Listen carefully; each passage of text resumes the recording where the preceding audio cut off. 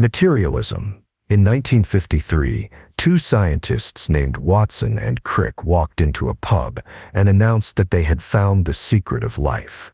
They were talking about DNA. For centuries, people had searched for what separates living things from lifeless matter, a divine spark, a soul, an invisible essence. But what they had found was a molecule, a spiral of chemicals. 4 bases. That's it. No breath of life. Just a recipe written in matter. And that moment was the latest in a long philosophical journey. A worldview called materialism. Materialism is the belief that everything that exists is physical. Your body, your brain, your thoughts, your memories, your choices. All of it is built from matter. Atoms, energy, particles in motion. There is no spirit separate from the body, no invisible soul hovering inside your mind, no hidden plane beyond the physical. If something can't be measured, touched, or detected in principle, it doesn't exist. Or at least, it doesn't matter. This idea is ancient. In the 5th century BCE, a Greek philosopher named Democritus argued that everything is made of indivisible units, which he called atomos, meaning uncuttable. He said that everything we experience, color, taste, heat, emotion, is just the result of atoms colliding in the void. There is no purpose, no cosmic plan, just movement. Most people rejected this. It sounded lifeless, empty. But over time, the theory kept coming back. And with each scientific breakthrough, chemistry, biology, neuroscience, it looked more and more convincing. When Isaac Newton described gravity as a force acting between bodies, it reinforced the idea that the universe runs like a machine. Predictable, rule-bound, no magic required. When Darwin explained human life through evolution, physical changes over time, no divine design, it brought materialism into biology. When neuroscientists showed that our emotions and thoughts can be altered by strokes, injuries, or chemicals, it suggested the mind is not some ghost inside the body. It is the body, or more precisely the brain.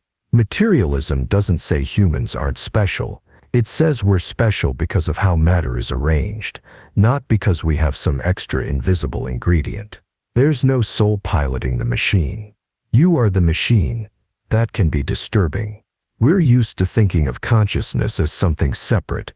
We feel like we have a self behind our eyes, something watching, choosing, controlling. But under strict materialism, the self is just a process, a loop running in meat and electricity. Memories firing, chemicals balancing, neurons connecting. There's no little person inside your head. There's only the head.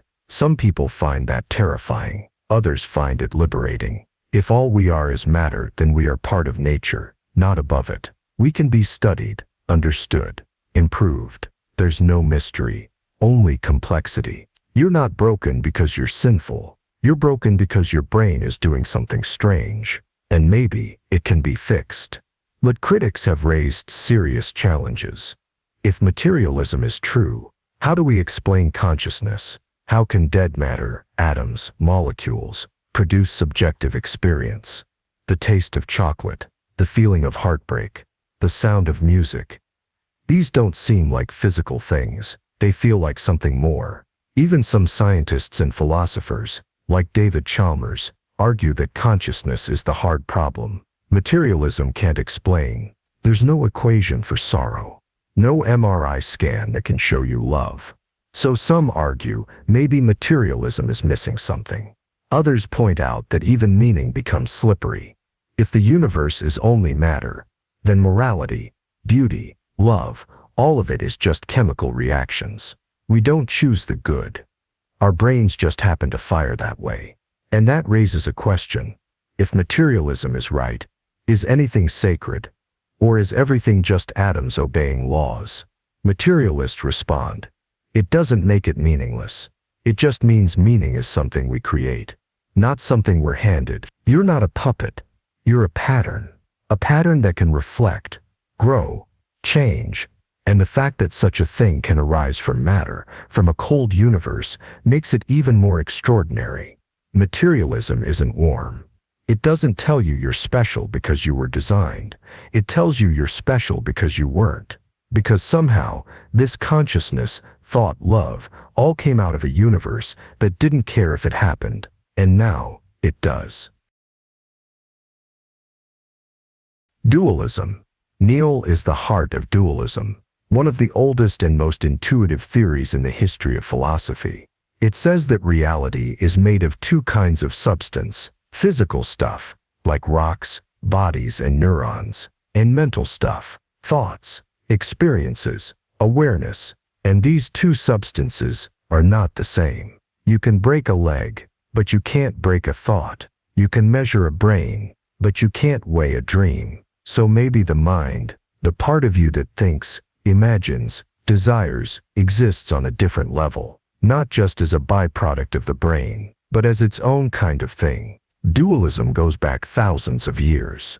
Plato believed that the soul was eternal, thought a prisoner inside the body, temporarily stuck in flesh. He compared the body to a cage, the soul to a bird.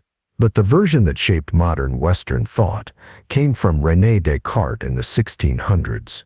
Descartes was trying to build a philosophy from absolute certainty.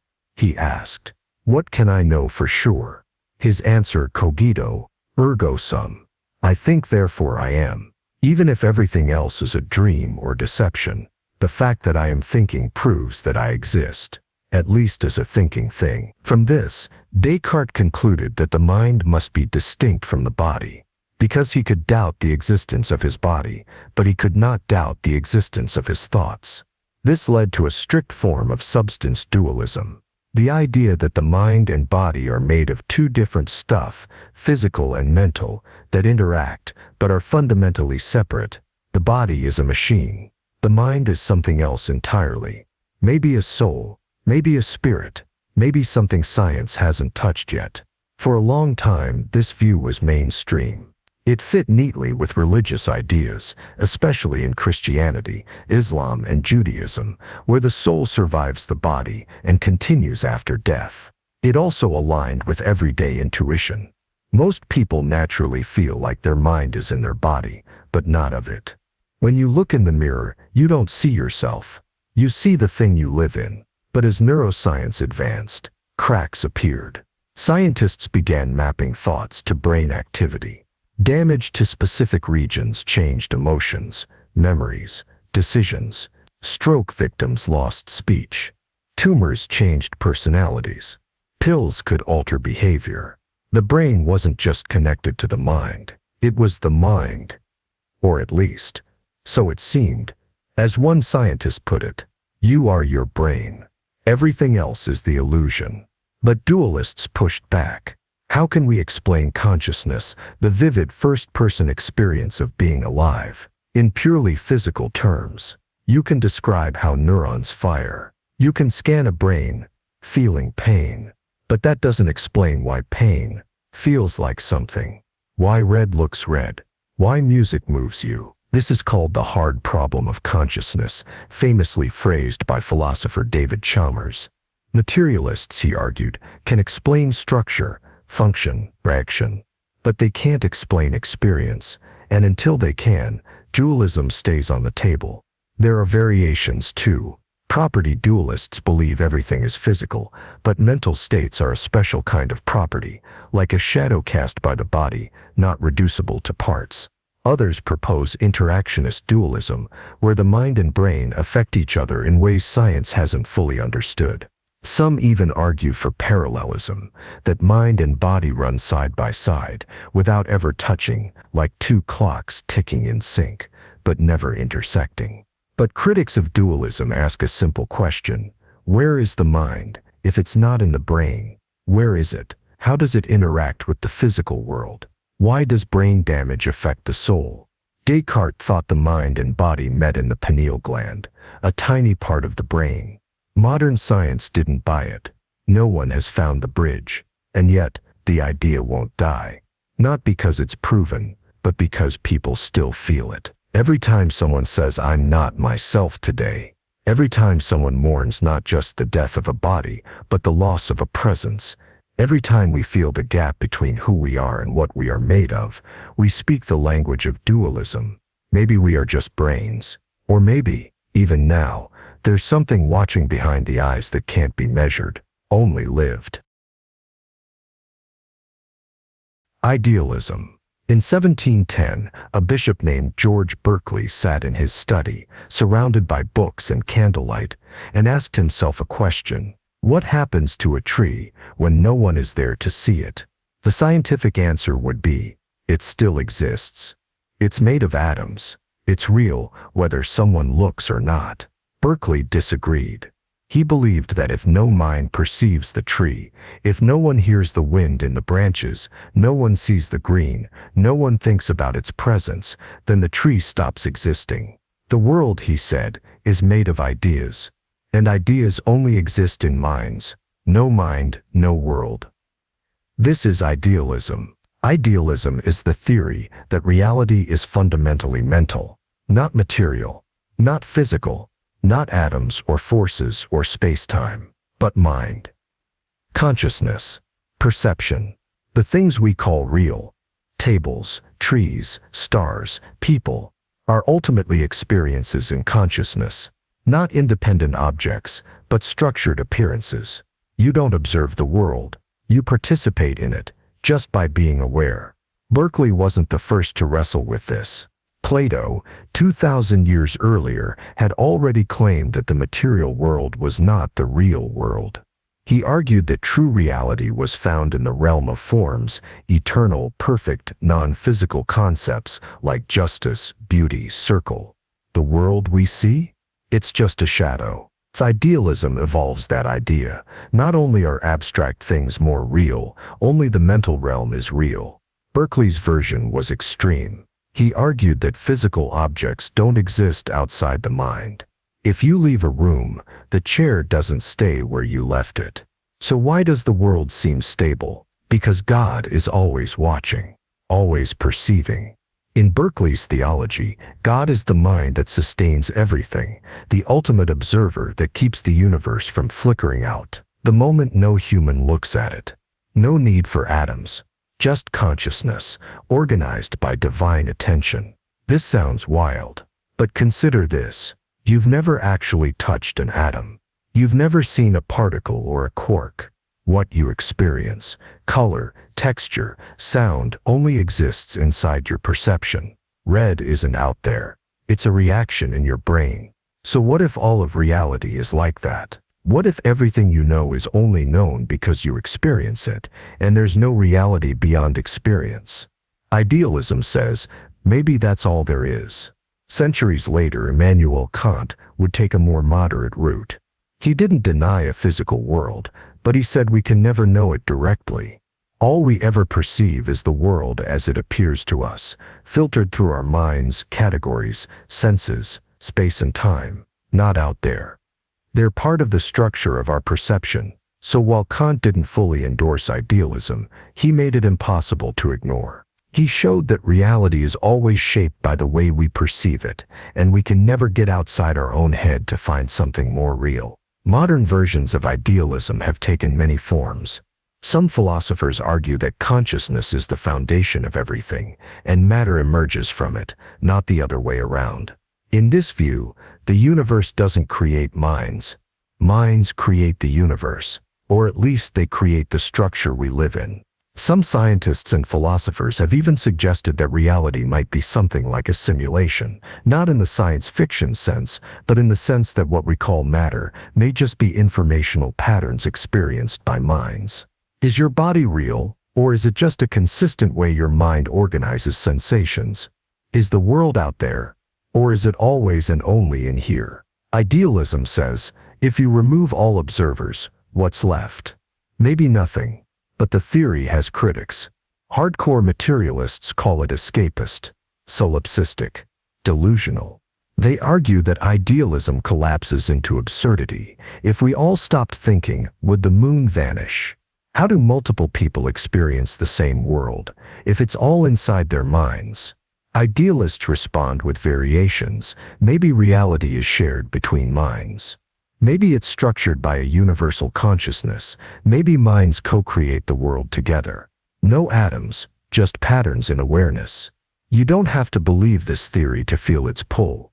Next time you wake from a dream, ask yourself, what made that world feel real? It wasn't matter, it was coherence, perception, experience. And if your waking life is also shaped by those same things, then how certain are you that the difference is anything but habit? Idealism doesn't say the world is fake, it says the world is mental, and the mind is not trapped inside the world. The world is trapped inside the mind. Monism, a flame, a wave, a human, a star, different shapes, different forms, different lives. But are they really separate, or just temporary arrangements of the same thing? In the 6th century BCE, a Greek philosopher named Thales made a strange claim: everything is water. Not metaphorically, he meant it literally, that all things, no matter how different, could be reduced to one underlying substance. He was wrong about water, but his method changed philosophy forever. He asked a question still echoing today: what is everything made of? And is it, at its core, all the same? This is the central idea of monism, the belief that reality is ultimately one unified thing, not many. It may look like there are minds and bodies, objects and forces, ideas and atoms, but those are just surface appearances. Behind them all is one substance, one reality, one thing in disguise. Everything you see, everything you are, everything you fear and love, all made of the same basic stuff. Not metaphorically, literally. Monism comes in different flavors. Some versions are materialist. They say everything is physical. Your thoughts, brain chemicals. Your feelings, neural activity. The entire universe, one gigantic physical machine, carved into pieces by our language, but still made of one thing, matter. Other versions are idealist. Like in chapter 14, they say everything is mind. What we call matter is just an illusion, a way of organizing perception. And then there's a third version, a neutral monism, where mind and matter are both real, but both expressions of a deeper substance we don't yet understand, like the same fabric, folded into two shapes. In the 17th century, philosopher Baruch Spinoza offered one of the most radical monist systems ever written. He said that God and nature are the same thing, a single, infinite substance with infinite attributes. To Spinoza, there are not two realms, body and soul, heaven and earth. There is only one, God as everything. You aren't in the universe. You are the universe, thinking, breathing, doubting itself for a moment. This got Spinoza excommunicated, called a heretic, silenced by his community. But his philosophy endured. Later thinkers built on this. Hegel imagined a cosmic mind unfolding through history, reality as the development of spirit through contradiction, conflict, and synthesis. Schopenhauer imagined the world as a single blind force, will striving endlessly, using minds and bodies like tools, disguising itself in individuality. Even in the East, monism appears in different forms. Advaita Vedanta, a school of Hindu philosophy, teaches that the soul Atman and the universe, Brahman, are not two things, but one. The illusion of separateness, called Maya, is the root of suffering. Realization comes when you see that all distinctions are false. You are not in the world. You are the world. This isn't just abstract poetry, it has consequences, because if everything is one, then every boundary we draw, self versus other, mind versus body, good versus evil, becomes questionable. How can you hate someone who is, in some real sense, you? How can you damage nature when it's made of the same thing you are? Monism makes morality not about rules or duties, but about recognition, seeing past illusion. And sometimes, that's terrifying. Because if there are no separations, then individuality is an illusion too. And the self, the thing you've built your whole life around, might not really exist. Critics of monism say it dissolves too much. If everything is one, how do we explain conflict, pain, Change? If the world is unified, why does it feel so fractured? Monists answer, it feels fractured because we're looking at it through a broken lens, through the categories we invented to cope. But underneath, there is only one thing happening. Always. Science, too, sometimes hints at this. Quantum fields, space-time curvature, unified theories, everything interwoven, interdependent. We keep looking for the simplest possible explanation.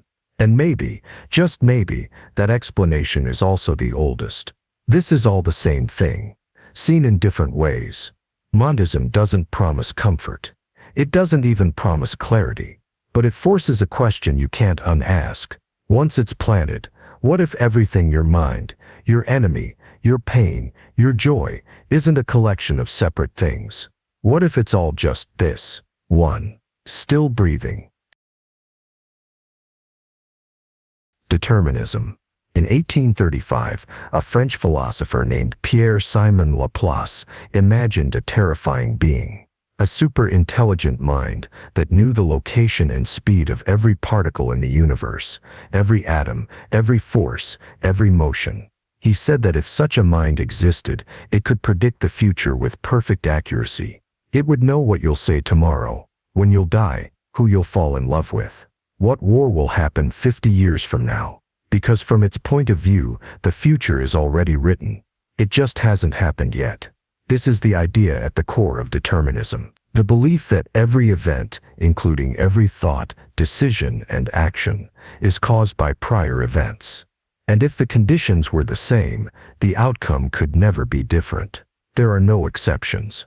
No real freedom, no blank spaces, just cause and effect, stretching backward and forward forever. At first, this sounds like science fiction, but it's not. It's the logical consequence of how physics works. If the universe is made of matter, and matter follows laws, then everything that happens is just particles obeying rules. Your body moves because neurons fire. Neurons fire because of electrical signals. Signals happen because of chemistry. Chemistry happens because of physics. And physics never makes mistakes. From this perspective, free will is an illusion. You feel like you chose to read this. But that feeling was caused by a brain state, by a memory, by a chain of events that started long before you were born. You didn't choose your genes. You didn't choose your upbringing. You didn't choose the thoughts that appear in your mind. They just appear and determinism says they were always going to. This isn't just abstract. In 1983, scientist Benjamin Libet ran an experiment. He asked people to flex their wrists whenever they wanted and to report the exact moment they decided to move. What he found shocked everyone. The brain showed signs of movement before the person reported deciding. Milliseconds before you think you choose, your brain has already started acting. Your conscious decision is late to the party. It's not driving the car, it's explaining the trip after the fact. Many philosophers, especially in the 17th and 18th centuries, embraced determinism. Baruch Spinoza believed that everything in nature follows necessity, even human decisions. He wrote, "Men believe themselves free because they are conscious of their actions and ignorant of the causes by which they are determined." You feel free because you don't see the machinery. But if you could see it, every detail, every cause, freedom would disappear. But what does that mean for morality? If no one could have done otherwise, can anyone be blamed? Is punishment just revenge, dressed up as justice?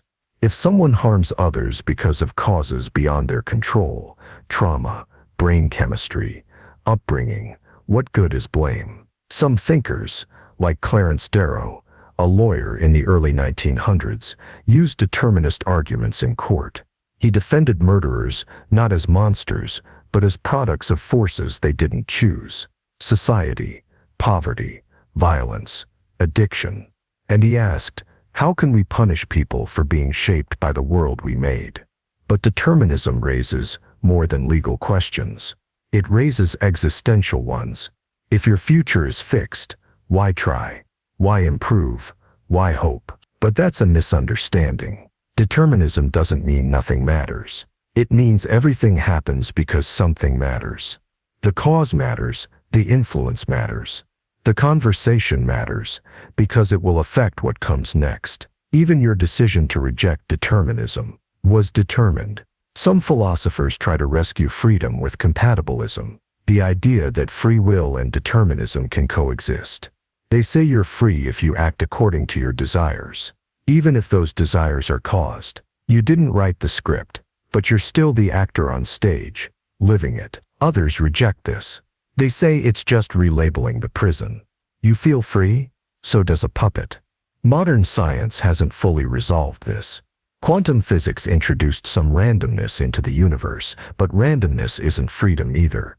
If your decisions are caused, you're not free. If they're random, you're still not free. Either way, you're not in control. The most disturbing part isn't that the universe might be deterministic, it's that you might be. That everything you love, regret, fear, or long for, was always going to happen, and there was never another version of you who chose differently. Fatalism. In 480 BCE, a Greek king named Leonidas stood at the narrow mountain pass of Thermopylae with just 300 soldiers. They faced an army of over 100,000 Persians. The oracle had warned, either a king must die, or Greece will fall. Leonidas didn't hesitate. He knew they were going to die. The numbers were hopeless. The prophecy was clear, but they fought anyway. Because sometimes you don't act to change fate. You act because fate won't change. This is the heart of fatalism, the belief that the future is fixed, no matter what you do, that some outcomes are inevitable. Not because of causes, not because of physics or logic, but because they were always going to happen. They're written, etched into reality. You can fight, you can pray, you can plan, but in the end, the outcome never changes. Fatalism is older than philosophy. It runs through ancient myth, religion, and folklore. In Norse legend, even the gods know their doom is coming. Ragnarok, the final battle, cannot be stopped. In Greek tragedy, characters are often destroyed, not by ignorance or weakness, but by trying to escape their fates. Think of Oedipus. He's told he will kill his father and marry his mother. So his parents abandon him at birth. He grows up not knowing who they are. And despite every effort to avoid it, he fulfills the prophecy perfectly. Not because he's evil, because fate doesn't care what you know. Unlike determinism, fatalism doesn't rely on cause and effect.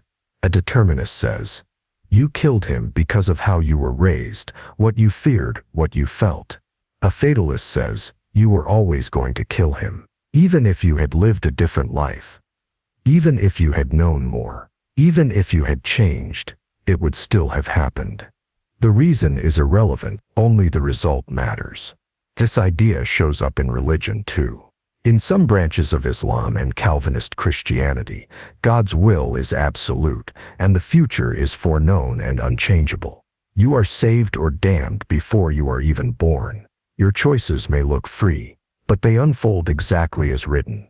Fatalism asks a brutal question. What if nothing you do matters? Not in the emotional sense, in the literal sense. What if the outcome of your life is already fixed, and everything in between? Effort, failure, love, regret, is just filler. This can create a strange kind of peace. If nothing can be changed, you can stop blaming yourself.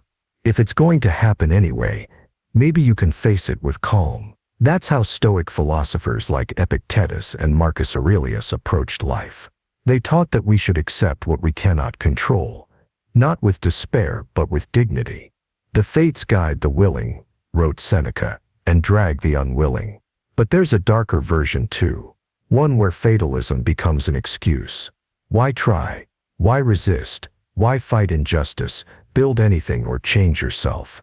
If the story is already written, that's the danger. If misused, fatalism can become apathy dressed as wisdom, a reason to do nothing, and call it perspective. Philosophers have debated whether fatalism makes sense at all. Is the future really a thing that exists? If we haven't made a choice yet, how can it already be true? And even if it is, how could we possibly know? But fatalism isn't about knowing. It's about believing. believing that there's only one path through the forest, and you're already on it, whether you run, walk, or crawl. Most people live somewhere between freedom and fate. We act like our choices matter, but in quiet moments at funerals, in hospital rooms, in moments of déjà vu, the feeling returns that this was always going to happen, and that somehow, deep down, we already knew. Emergentism. At the center of your skull, about 3 pounds of meat crackles with electricity. There are no thoughts in the neurons themselves, no feelings in the chemicals, no memories in the wiring, and yet, here you are, watching, remembering, wanting, regretting. If you could ask a single neuron what a dream is, it wouldn't know. But put enough of them together, and dreaming happens. This is the mystery emergentism tries to solve. It's the idea that complex properties can arise out of simple parts, in ways the parts never contain on their own. A single ant is almost nothing, blind, instinctive, helpless. But a colony of ants can build cities, wage wars, solve mazes, adjust supply lines. No ant understands what the colony knows. But the colony knows. That's emergence. Emergentism is not a theory of magic. It's a theory of layers. The world isn't made of one thing acting alone. It's made of interactions. Atoms form molecules. Molecules form cells. Cells form organs. Organs form minds. Each level creates new properties that aren't obvious from the bottom up. Hydrogen and oxygen don't feel wet, but water does. Carbon doesn't suffer, but something made of carbon does. In philosophy, emergentism became especially important as a response to materialism and dualism. Materialists say everything can be reduced to matter. Dualists say mind and body are separate. Emergentists take a third path. They agree everything is built from physical parts. But they argue that when those parts combine in the right way, they create something new, something that isn't just more atoms, but a whole new kind of being. Like consciousness. This idea has roots in 19th century science. Philosophers like George Henry Lewes argued that when systems grow in complexity, they can generate behaviors and properties that couldn't have been predicted by their ingredients. Later, thinkers like C.D. Broad and Samuel Alexander took it further, claiming that mental states, morality, even time itself could be emergent layers of a deeper, simpler world. Today, emergentism shows up in neuroscience, artificial intelligence, systems theory, and evolutionary biology. It's one of the few ways to talk about mind, life, and identity without invoking either souls or pure determinism. Let's take a modern example. You type a question into ChatGPT. Under the hood, just probabilities, circuits, math. But the result feels like conversation. No transistor understands you, but together they generate a response. The parts are simple, the system is not. Critics of emergentism say it's just hand-waving. They argue that saying something emerges is just a polite way of admitting we don't understand it. If everything is physical, then eventually we should be able to reduce the mind to the brain to the cell to physics. And if we can't, maybe the theory is broken. But emergentists reply, reduction doesn't always help. You can study one ant forever and still never understand the colony. Sometimes, the system is more than the sum of its parts, and trying to reduce it to those parts loses the plot. This matters. Because if consciousness is emergent, not illusory, not divine, but real and higher order, then we're not just machines. We're systems that build something larger than themselves. That doesn't mean we're immortal. It doesn't mean we're free. But it does mean the person you are might be more than the atoms you're made from. Not in spite of them, because of them. Emergentism doesn't promise answers. It promises layers. A universe that builds on itself, from dust to stars, to cells, to minds that wonder where it all came from. And somehow, at the very top of that chain, Panpsychism. In 2015, a neuroscientist scanned the brain of a man in a vegetative state. The man was unresponsive. No speech, no movement, just breathing, blinking. But when they asked him to imagine playing tennis, his brain lit up. The same regions activated as in healthy people. No outward sign of life. But something, or someone, was still in there. This raised an old question with new urgency. What counts as consciousness, and how do we know where it begins or ends? We assume rocks aren't conscious. We assume brains are. But what about bacteria, plants, algorithms? Where's the line? Panpsychism asks, what if there is no line? What if consciousness is everywhere, in everything, all the time? Panpsychism is one of the oldest philosophical ideas in the world. In ancient Greece, Thales claimed that everything is full of gods. In Hinduism, Brahman, the ultimate reality, exists in all things, alive and not. And in modern philosophy, panpsychism doesn't mean everything has a human-like mind.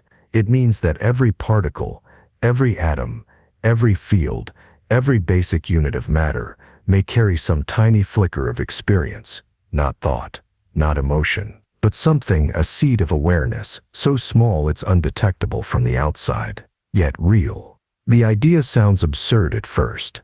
Conscious rocks? Feeling electrons?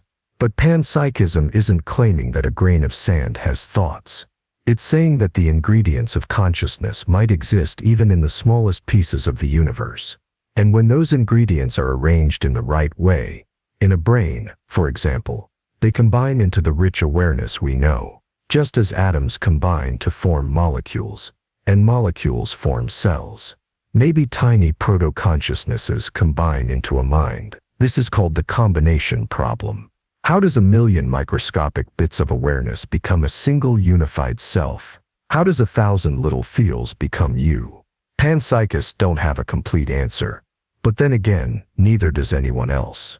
Materialists still struggle to explain how meat becomes mind. Dualists can't explain how spirit connects to matter. Panpsychism, strange as it sounds, may be the only theory trying to keep consciousness in the universe, rather than outside or above it. Philosopher Galen Strawson put it this way: consciousness is not a mystery that emerges at a certain level of complexity, it's built in from the start. To Strawson, it's harder to explain how experience comes from dead matter than to believe that matter was never dead to begin with. Modern defenders of panpsychism include thinkers like Philip Goff, who argues that consciousness is a fundamental feature of the universe, like mass or charge.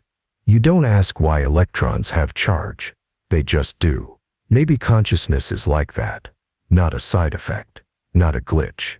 Just a basic part of what reality is made of. And oddly, some physics supports this mindset, at least poetically.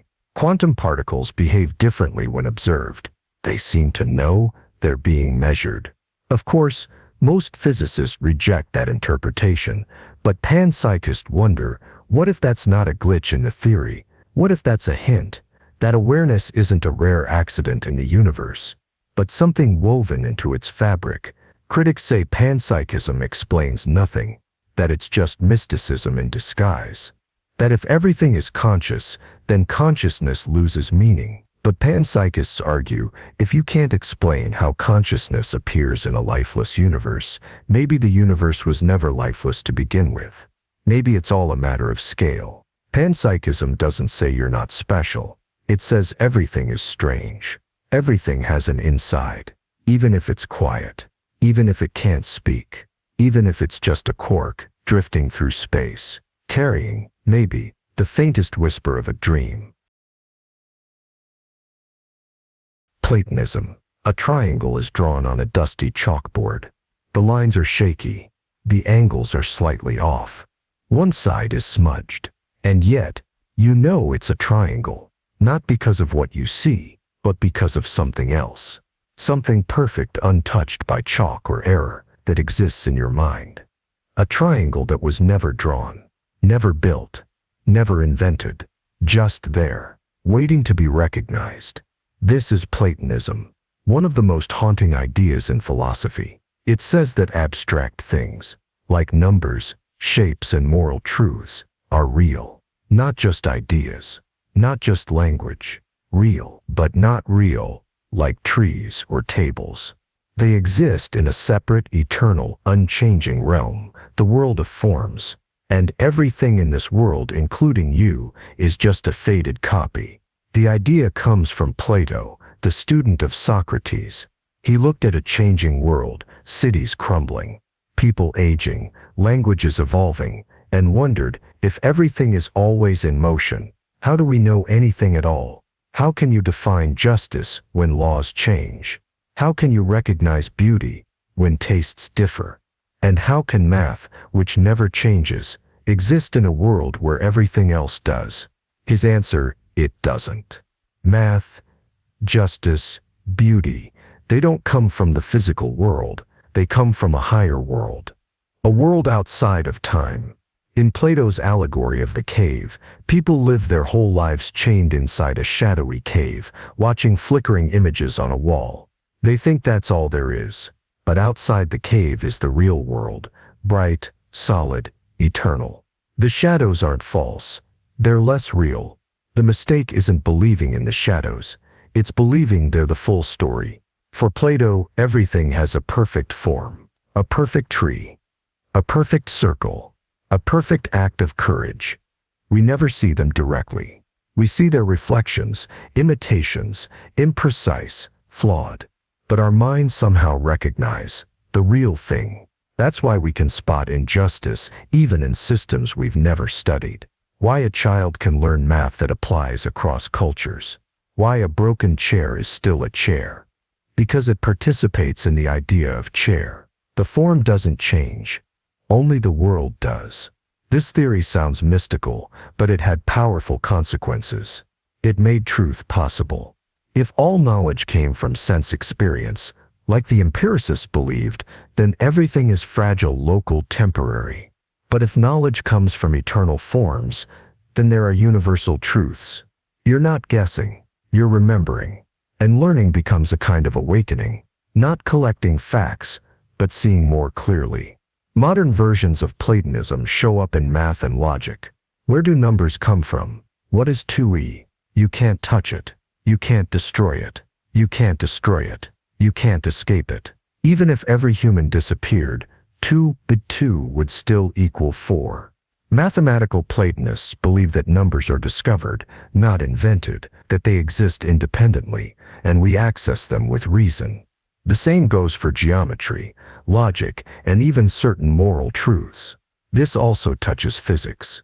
Some scientists, like Roger Penrose, believe that the universe's most elegant equations describe something deeper than particles, that the mathematical structures themselves might be more real than what they describe, that perhaps the physical world emerges from mathematics, not the other way around, which sounds very Platonic, but critics have always pushed back. Where are these forms? How can we know about them if we never observe them? And why do we need a separate realm to explain what's happening right here? Nominalists argue the opposite, that universals don't really exist, we just group things with names. There is no perfect triangle, just things we call triangles. But even then, why does math work? Why does it describe the universe with such eerie precision? Why does a pattern discovered in pure thought match the structure of reality? Platonists answer, because the pattern came first. Platonism doesn't deny the physical world. It just says the truest things aren't physical at all. Not molecules, not planets, but ideas. And the more clearly we see them, the more we escape the cave. Nominalism. A teacher draws two triangles on the board. One is tall and narrow. The other is wide and flat. Different angles, different proportions. Still, she says, these are both triangles. A student raises his hand. But they don't look the same. She says, they're both three-sided shapes. That's the idea. But what if there is no idea? What if the only thing connecting those two shapes is the word we use? That's the claim of nominalism. Nominalism is the belief that abstract categories aren't real things. They're just names we invent. There is no perfect triangle floating in some higher realm. No universal justice hovering over courtrooms. No cosmic tree that every tree participates in. Just words, labels, mental shortcuts we use to organize a messy world. This idea cuts directly against Platonism. Platonists believe in universals, abstract forms that exist independently of the physical world. But nominalists say that's nonsense. We've never seen a form. We've only seen things, physical, unique, flawed things.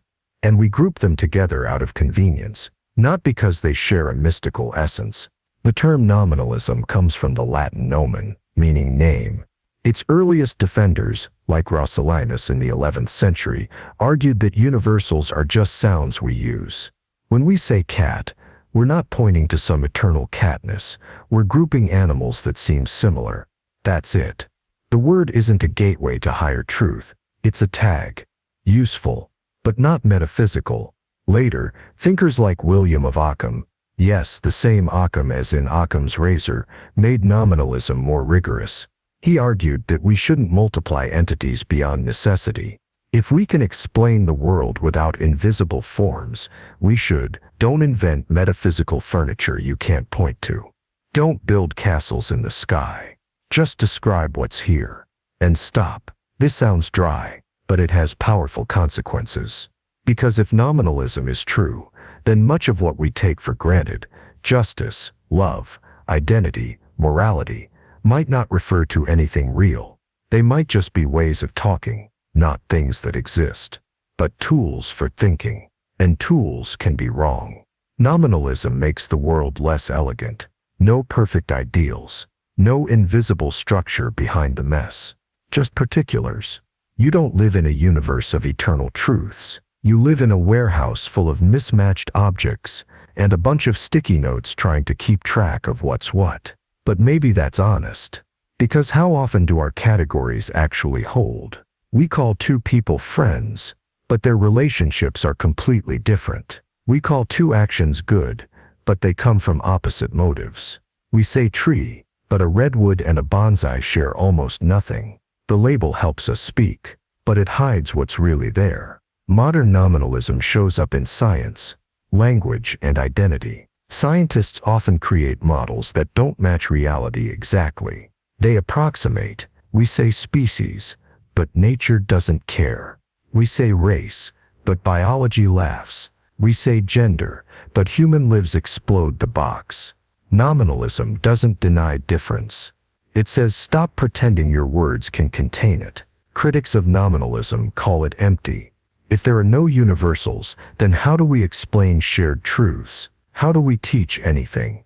How do we build laws? If justice is just a label, can it ever be more than opinion? But nominalists reply, you don't need metaphysics, you need clarity, precision, context, not myths. This theory won't comfort you. It doesn't promise meaning, beauty, or structure. It tears those things down to see what's left, and what's left is this: a world made of things, not ideas, and minds that keep trying, desperately, to name them. Utilitarianism. You're not a monster. That's what you keep telling yourself as you look down at the man you're about to kill. He's asleep, peaceful, never hurt anyone. But his heart is a perfect match, and there are 5 people dying just 2 rooms away. You could save them all. You just have to cut him open before he wakes up. That's utilitarianism. It doesn't care how you feel about it. It only asks one thing: did more people live than die? Utilitarianism is a moral theory with no interest in your conscience, no patience for your personal code. It doesn't care about justice, fairness, guilt, or innocence. It only cares about the final score. The greatest good for the greatest number. That's the rule. Maximize happiness, minimize suffering. Doesn't matter how. If 5 people survive and only 1 dies, that's a win. And if you think that sounds like a cold, soulless algorithm running your sense of right and wrong, that's because it is. The man who made it popular was Jeremy Bentham, a philosopher who believed all human behavior could be reduced to one equation: pleasure versus pain. He wanted to make ethics measurable, like calories or dollars. He designed a hedonic calculus, a way to calculate morality like a math problem. How much happiness would this action produce? How much pain would it prevent? If the number is positive, you do it. If the number's negative, you don't. It's that simple, and that horrifying. His student John Stuart Mill tried to humanize it. He argued that not all pleasures were equal. Reading Shakespeare, he said, was more meaningful than eating ice cream. That there's a difference between being happy and being fulfilled. But the engine was still the same. Consequences are all that matter. And here's where it gets bleak. Imagine a village at war. A soldier finds a man hiding in a basement. If he lets him go, the enemy will burn the town. But if he executes him, the town is saved. Do you pull the trigger? Now imagine you don't, and 100 people die screaming in their homes. Utilitarianism says you chose wrong. The right thing would have been to become a murderer, to spare others from suffering. It doesn't matter that the man was innocent. It doesn't matter how it makes you feel. It only matters how the numbers turn out. Now picture this. You're on a committee deciding how to allocate a medical budget. You have two options. Save 10 children from a rare disease. Or save 1,000 elderly people from a slower death.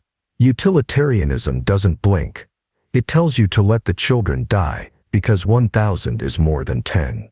End of story. And this isn't just theory. This is real life.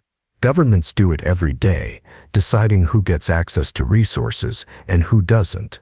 Corporations do it when they choose to recall a car after people die because it's cheaper than fixing the design. Utilitarian logic runs disaster triage, pandemic response, and war strategy.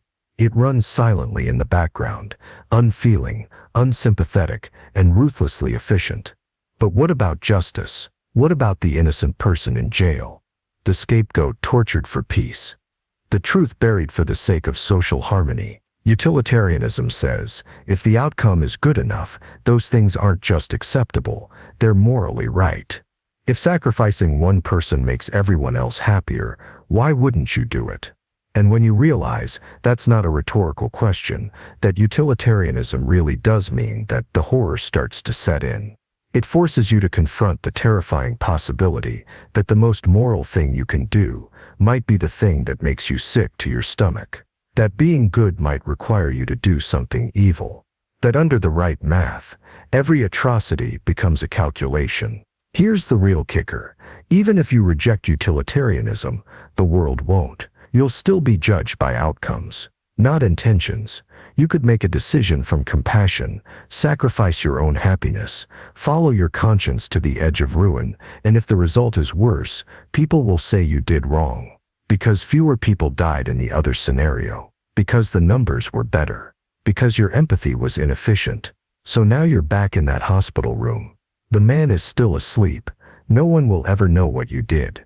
No one but you. And 5 lives hang in the balance. Are you willing to become a killer for a greater good? Or will you let them die for your principles? Utilitarianism doesn't care either way. It just counts the bodies. Moral nihilism. In 1945, American soldiers entered the Nazi concentration camp at Buchenwald. They found mountains of bodies, torture devices, medical tables stained with blood, children in cages. One soldier, according to his diary, looked around and whispered, "There has to be a hell." But in the decades that followed, some philosophers asked a harder question. What if there isn't, not just no hell, no moral truth at all, no ultimate right, no ultimate wrong, just beliefs, emotions, preferences? This is moral nihilism. The idea that morality doesn't actually exist. That when we say murder is wrong or helping people is good, we're not stating facts, we're expressing feelings or habits or cultural conditioning.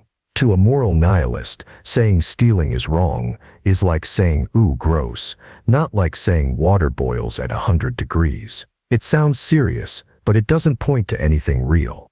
This is not a theory people stumble into by accident. It comes from deep frustration with the moral systems we're raised in. Different cultures praise different values. Different eras punish different things.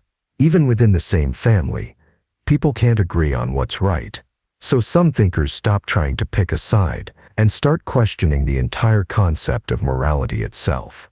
One of the clearest versions of this came from J.L. Mackie, a 20th century British philosopher. He wrote, "There are no objective values." He didn't say people don't believe in morality. Clearly, they do. He said those beliefs don't match anything real in the world. You can't point to good and bad the way you can point to gravity or atoms or heat. They don't exist outside of human minds. So when we say murder is evil, we're not describing something like a law of physics, we're just reacting.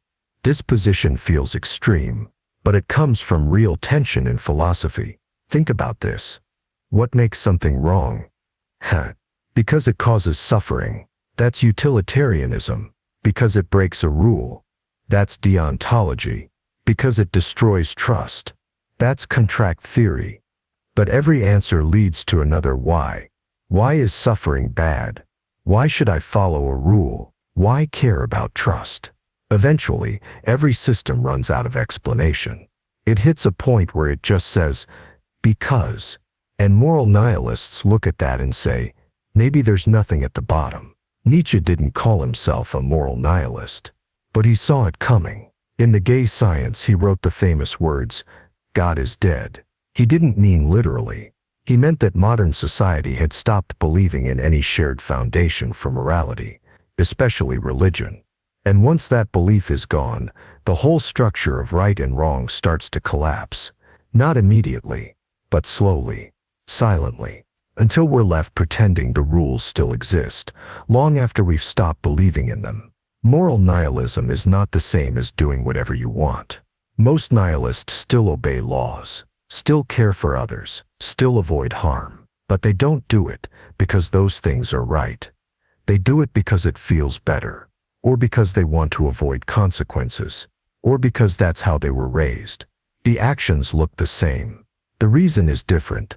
Some people compare morality to money. It only works because we all believe in it. But if no one believed in it, the value disappears. Moral nihilism says the belief is the only thing holding it up. There's no deeper reality behind it. Of course, this idea has critics. Many philosophers argue that even if we disagree on details, some moral facts seem undeniable, that kindness is better than cruelty, that unnecessary suffering is bad, that genocide is wrong, even if a culture supports it. They say, you don't need a divine law book to see that.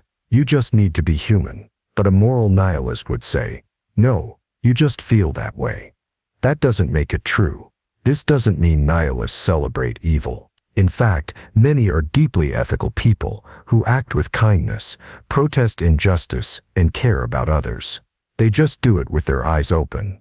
They know it's not backed by the universe, it's just a choice. Sestet, a personal commitment, an act of meaning in a world that doesn't hand it to you. But here's the danger. If morality is just a story, then any story can be told. And those who want power, who want to harm, can say, there is no real good or evil anyway. That's why moral nihilism scares people. Because even if it's true, it might be too dangerous to believe out loud. Deontology. You're hiding in a farmhouse. Your family is upstairs, silent. You hear boots outside. A soldier bursts through the door.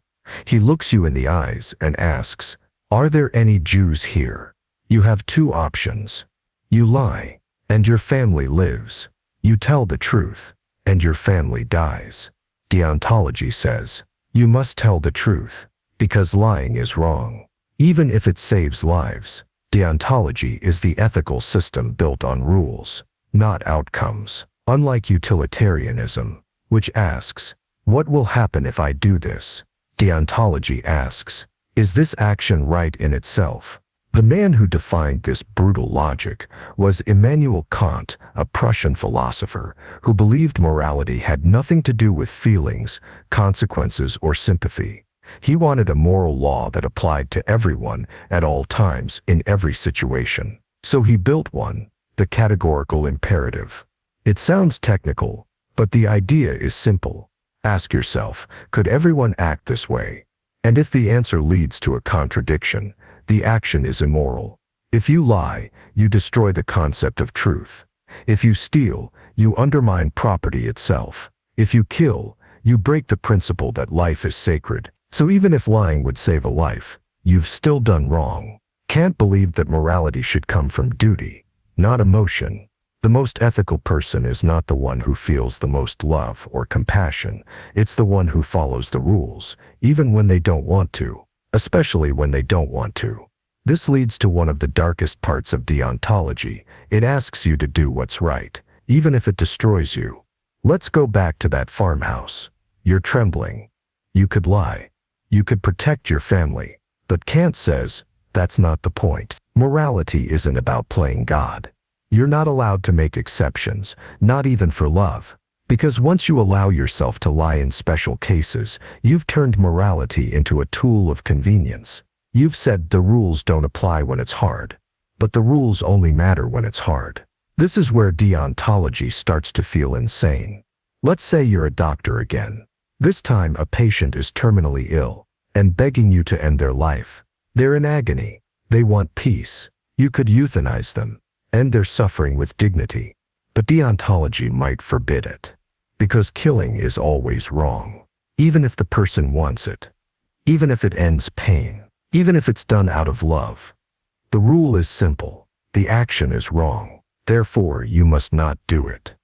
No matter what, critics say deontology is heartless, rigid, blind to reality. What kind of morality forces you to let someone suffer just to obey a principle? What kind of ethics lets a truth kill, just because lying is technically bad? What kind of system refuses to weigh costs and benefits, even in the face of disaster?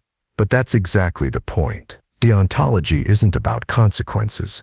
It's about integrity, about being the kind of person who doesn't bend, even when everything else does. Kant once said, "Let justice be done, though the world perish." That's not a metaphor. That's deontology in one sentence. You don't lie to save the world. You don't steal to feed the hungry. You don't kill to stop a war. Because once you do, once you let morality become flexible, it collapses. Better to die with clean hands than live with the blood of a compromise. So now you're back in that farmhouse. The boots are still outside. The soldier is staring at you, and the question is still hanging in the air. You know what deontology says? The only question left is whether you're willing to let your family die for a rule, and whether that makes you a hero or a monster. Virtue ethics. You didn't mean to become a coward, but somehow you did. Not in one day. It happened over years, one small silence at a time. Virtue ethics is one of the oldest moral theories we have, but it doesn't give you rules. It doesn't tell you how to calculate outcomes. It doesn't even care what the consequences are. It cares about who you are becoming, and that's exactly why it's so unforgiving. The Greek philosopher Aristotle believed that morality isn't something you choose in a single moment. It's something you train, like a muscle or a habit. You become good the same way you become a liar, a coward, or a fraud, by doing it over and over again. Courage, justice, temperance, honesty. These aren't things you possess. They're patterns of behavior. The person who runs into the fire isn't a hero because they did a heroic thing. They did a heroic thing because they are the kind of person who's trained themselves not to flinch. And that training happens slowly. You can't fake it. You can't perform it. And once you rot, there's no shortcut back. This is what makes virtue ethics terrifying. You are never morally idle. Every moment is practice. Every decision, even the small ones, makes you more like the person you'll eventually become. You think you're just letting it slide. The harmless lie, the casual insult, the avoided responsibility. But you're teaching your body to betray truth. You're normalizing decay. And by the time it feels natural, it already is. Modern morality tries to be forgiving. It talks about intention, context, trauma. Everyone makes mistakes. But virtue ethics doesn't care about what you meant. It cares about what you're becoming. You helped someone, good. But if you only did it for praise, you practiced flattery, not virtue. You told the truth, Fine, but if it was for self-image, not principle, then you're still playing a role. In virtue ethics, morality isn't about performance, it's about internal structure. And structure doesn't lie. Now picture this. You spend 5 years working in a system that rewards silence, where speaking out means losing your job. So you keep your head down. Again and again. You're still a good person. You tell yourself, but the system doesn't care what you think of yourself. Neither does your character. You've trained yourself to be silent in the face of injustice. And now, when the next line is crossed, you don't even blink. Not because you're evil, but because the muscles you needed are gone. You didn't use them. This is the brutal heart of virtue ethics. If you want to be just, you have to practice justice, even when it's dangerous. If you want to be courageous, you have to face fear, even when it costs you something. If you want to be honest, you have to tell the truth, even when it's inconvenient or humiliating. And every time you don't, you train yourself to be the opposite. There are no exceptions. No one else can build your character for you. Not your parents, not your beliefs, not your politics, not your God. You are building it with every single choice. And if your environment is toxic, if the world rewards cowardice, pettiness, cruelty, then becoming virtuous will feel like trying to stand up in quicksand. But you're still responsible for standing. Because in this theory, your circumstances don't excuse who you become. They just explain it. Aristotle believed in something called eudaimonia, a kind of flourishing, a human life well lived. But there's no version of it without virtue. That means your habits are your fate. It doesn't matter how clever you are. It doesn't matter how good you feel about your intentions. What matters is whether you're becoming the kind of person who can live without self-contempt, or the kind who slowly forgets how to feel it. So when you catch yourself lying, when you laugh at cruelty, when you look away from suffering, don't just ask, was it wrong? Ask, what did I just practice? Because the more important question isn't whether you're doing the right thing. It's whether you're becoming the kind of person who can't. And by the time you realize the answer, you already are. Moral relativism. Someone beats their child and calls it discipline. Someone mutilates a girl and calls it tradition. Someone executes a man for blasphemy and calls it justice. And if you believe in moral relativism, you don't get to say they're wrong. Moral relativism is the belief that morality isn't objective. That right and wrong are defined by culture, by context, or sometimes by the individual. That there's no universal truth, just different perspectives, each shaped by upbringing, history, language, and power. It's the idea that your values are not eternal laws. They're just local customs in a costume that looks permanent. And at first, it sounds open-minded. Who are you to impose your beliefs on others? Who are you to call one way of life better? But follow that logic all the way down, and it leads somewhere very dark. Because if nothing is truly wrong, then anything can be justified. Honor killings, child marriage, slavery, genocide. If morality is just a local preference, then what the Nazis did was wrong. In your view, sure, but internally consistent in theirs. And if you say they were wrong by your standards, they can say the same about you. You're not disagreeing about facts. You're just eating different flavors of ice cream. And if morality is just taste, no one's wrong. Ever. The appeal of moral relativism is obvious. It makes you feel tolerant, non-judgmental. It says, let people be who they are. But here's the problem. It works perfectly. Until you meet someone who uses it to do real harm. What do you say to a man who rapes children and says his culture approves? What do you say to a government that tortures dissidents and calls it patriotism? If you're a relativist, you've already disarmed yourself. You can't say this is evil. You can only say, I don't like it. And that's not enough. Moral relativism doesn't just attack truth, it collapses moral responsibility. If someone grows up in a culture that celebrates cruelty, are they guilty when they follow it? If you were born in a Nazi household in 1930s Berlin, would you have turned out any different? If morality is a product of conditioning, what happens to accountability? Are we all just echoing our environment? If so, then ethics is just noise bouncing off the walls of whatever room we're born into. And punishment becomes revenge dressed up in robes. But here's the twist. You probably are a moral relativist, not in theory, in practice. Because you already excuse things from your own culture that would disgust you if they happened somewhere else. You flinch at the idea of public executions in the Middle East, but watch capital punishment happen quietly in your own prisons. You criticize other countries for oppression, but call it security when your side does it. You think you have a moral code, but what you really have is loyalty. And moral relativism loves loyalty, because it hides inside it. This is what makes the theory so unsettling. It reveals how soft your outrage is. How much of your ethics is really just tribal comfort. You didn't choose most of your values, you inherited them. And you'll defend them not because they're universal, but because they're yours. Relativism doesn't make everyone moral. It just makes everyone unaccountable. You might think the solution is moral absolutism, firm lines, eternal truths, black and white.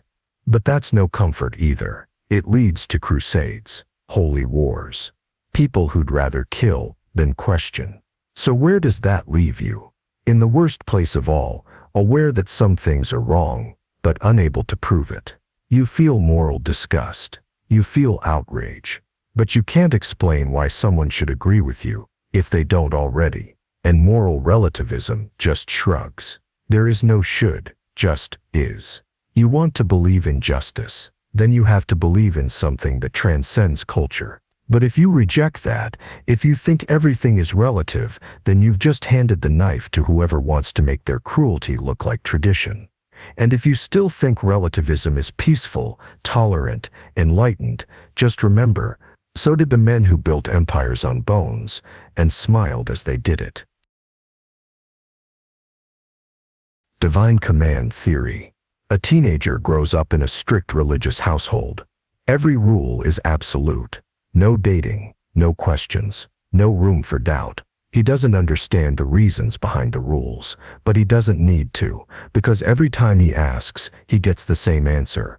Because God said so. Eventually, he stops asking. He doesn't learn how to think about right and wrong.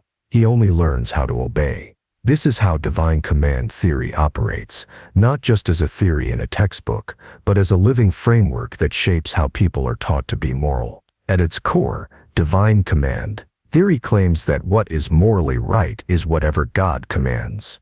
If God says to love your neighbor, then love is moral. If God says to destroy a city, then destruction becomes moral. Morality, in this view, has no independent logic, no need for justification, no need for reasoning. The only thing that makes something good is that God willed it. This idea has been deeply influential throughout history. It shaped the legal systems of ancient Israel, medieval Europe, and large parts of the Islamic world. It still influences millions of people today, sometimes explicitly, sometimes quietly, baked into everyday moral instincts. What makes it powerful is how simple it is. You don't have to calculate outcomes. You don't need to wrestle with your feelings. You don't even need to understand what you're doing. You just have to obey. This can give people a sense of peace. In a world filled with moral confusion and shifting values, divine command theory says, you don't need to figure it out. You don't have to build your own moral system. You just follow what God has already revealed. That's comforting, but it's also dangerous, because if obedience is what defines morality, then anything can become good, as long as it's commanded by the right authority. Even violence, even cruelty, even the kind of actions you'd instinctively feel are wrong. This is where Plato's famous critique comes in, a thought experiment known as the Euthyphro dilemma. Plato asks, is something good because God commands it, or does God command it because it is good? If something is good just because God commands it, then morality is arbitrary. God could command anything, torture, slavery, murder, and it would be called good simply because he said it. But if God commands it because it is already good, then morality exists independently of God, and divine command theory falls apart. Either way, the theory runs into a wall. Supporters of divine command theory often try to escape this dilemma by saying that God is good by nature and therefore his commands will always be good. But that only pushes the problem one level deeper. Because if we no longer judge actions by their outcomes or their reasoning, only by their divine source, then we've created a system where morality becomes obedience. Not understanding, not compassion, just loyalty. And this has consequences. Throughout history, divine command theory has justified holy wars, inquisitions, forced conversions, executions, and moral purity campaigns, not as crimes, but as sacred duties. Because when morality comes from command, you don't need to think, you just need to submit. Even today, you can see its effects. A parent kicks their child out of the house for being gay, not out of hatred, but because the Bible is clear. A woman is told to stay in an abusive marriage, not because it's right, but because God hates divorce. A teacher shames a student for asking questions, not because they're disruptive, but because doubt is a temptation. Each of these actions can be carried out with full conviction and full damage. Because divine command theory doesn't protect people from harm. It only makes the harm feel righteous. It's important to be clear, this is not an attack on belief in God. Many religious people reject this theory entirely. They believe that God gave humans reason, empathy, and conscience for a reason, that moral thinking is part of what it means to be human. But divine command. The theory strips that away. It says, your instincts don't matter. Your reasoning doesn't matter. Even your compassion doesn't matter if it goes against the command. This is the story behind Abraham and Isaac, one of the most iconic moral tests in Western tradition. God tells Abraham to kill his son. Abraham doesn't argue. He prepares the altar. He binds the boy. He raises the knife. Not because it makes sense, not because it feels right, but because he was commanded. And in the story he is praised, not for loving his son, but for being willing to kill him. Because to obey without understanding is the highest virtue in this system. Divine command theory doesn't ask you to become a better person. It doesn't ask you to think carefully, feel deeply, or reflect on the consequences of your actions. It asks you to follow orders. And if you do that well enough, you'll start to forget there was ever a difference between obedience and goodness, which is the point and the problem. Ethical egoism.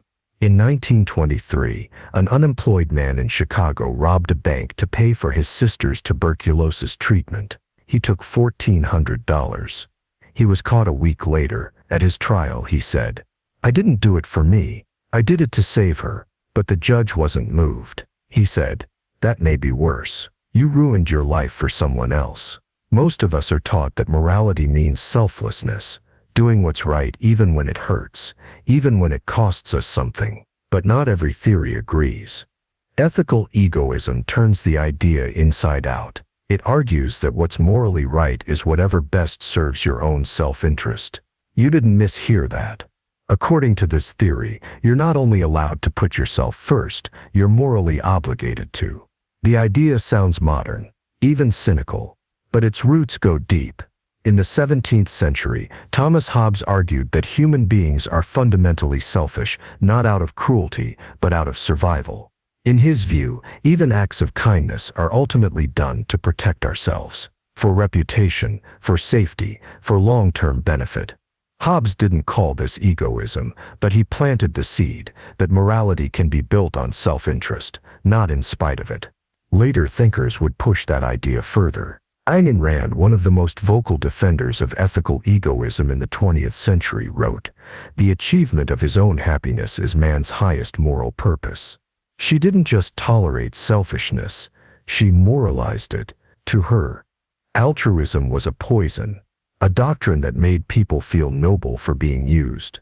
In Rand's framework, the good life is not about service or sacrifice, it's about building your own life, rationally, ambitiously, unapologetically. If others benefit, that's fine, but it's not the goal. This makes ethical egoism more than just doing what you want. It's not reckless hedonism or lying, cheating, stealing for pleasure. It's a structured theory that says you are responsible for your own life. No one else can live it for you. Therefore, you must act in ways that genuinely advance your well-being, long term. That includes health, career, safety, relationships, even your reputation. It's not follow every impulse. It's act in a way that serves your rational self-interest, which sometimes may look a lot like traditional morality. But the motivation is different. Let's take a basic example. Imagine you return a lost wallet. Under traditional morality, say Kantian ethics, it's your duty. You do it because it's right, period. But under ethical egoism, you might return it to build trust, to feel pride, or to avoid guilt. Same action, different reason. And in this theory, the reason is what defines the morality. Critics of ethical egoism, and there are many, argue that it can't scale. What happens when two people's interests conflict? If morality means doing what's best for you, and mine means doing what's best for me, then morality becomes a battlefield. Philosopher James Rachels raised this point. He argued that ethical egoism is logically inconsistent because it demands others sacrifice for your gain, while saying you shouldn't sacrifice for anyone else. It builds a double standard into morality, and that, Rachels says, is unacceptable. But defenders push back. They say that true self-interest includes cooperation. That if you're thinking clearly, you won't burn bridges, lie casually, or harm others for short-term gain, because those things often backfire. Ethical egoism doesn't say hurt others to help yourself. It says never hurt yourself to help others. And that line, depending on where you stand, is either liberating or horrifying. Historically, this theory has influenced more than just philosophy. You can see its logic in free market capitalism, where self-interest is treated as a virtue that drives innovation and wealth creation. Adam Smith, in The Wealth of Nations, famously wrote, "It is not from the benevolence of the butcher, the brewer, or the baker that we expect our dinner, but from their regard to their own interest." Though Smith wasn't an egoist in the philosophical sense, his work reflects the same tension, that individual pursuit can produce collective benefit, but only if channeled properly. So where does this leave us? Ethical egoism is uncomfortable because it asks you to flip the script. It says you should help others only when it helps you. Give to charity? Sure. If it brings you meaning. Be loyal to friends? Absolutely. If the relationship is worth keeping. But the moment it becomes sacrifice without return, the theory says, walk away, because in this system, your life isn't a gift to others. It's a project, and morality is about building it, not burning it down for someone else. Care ethics. In 1982, a nurse named Wanda Hudson was charged with neglect after leaving her mother, a stroke victim, in the care of understaffed aides while she worked a second night shift. The mother died alone, dehydrated, confused. In court, Wanda explained she couldn't afford full-time help. She said she tried to juggle everything: caregiving, bills, 2 kids. She cried on the stand.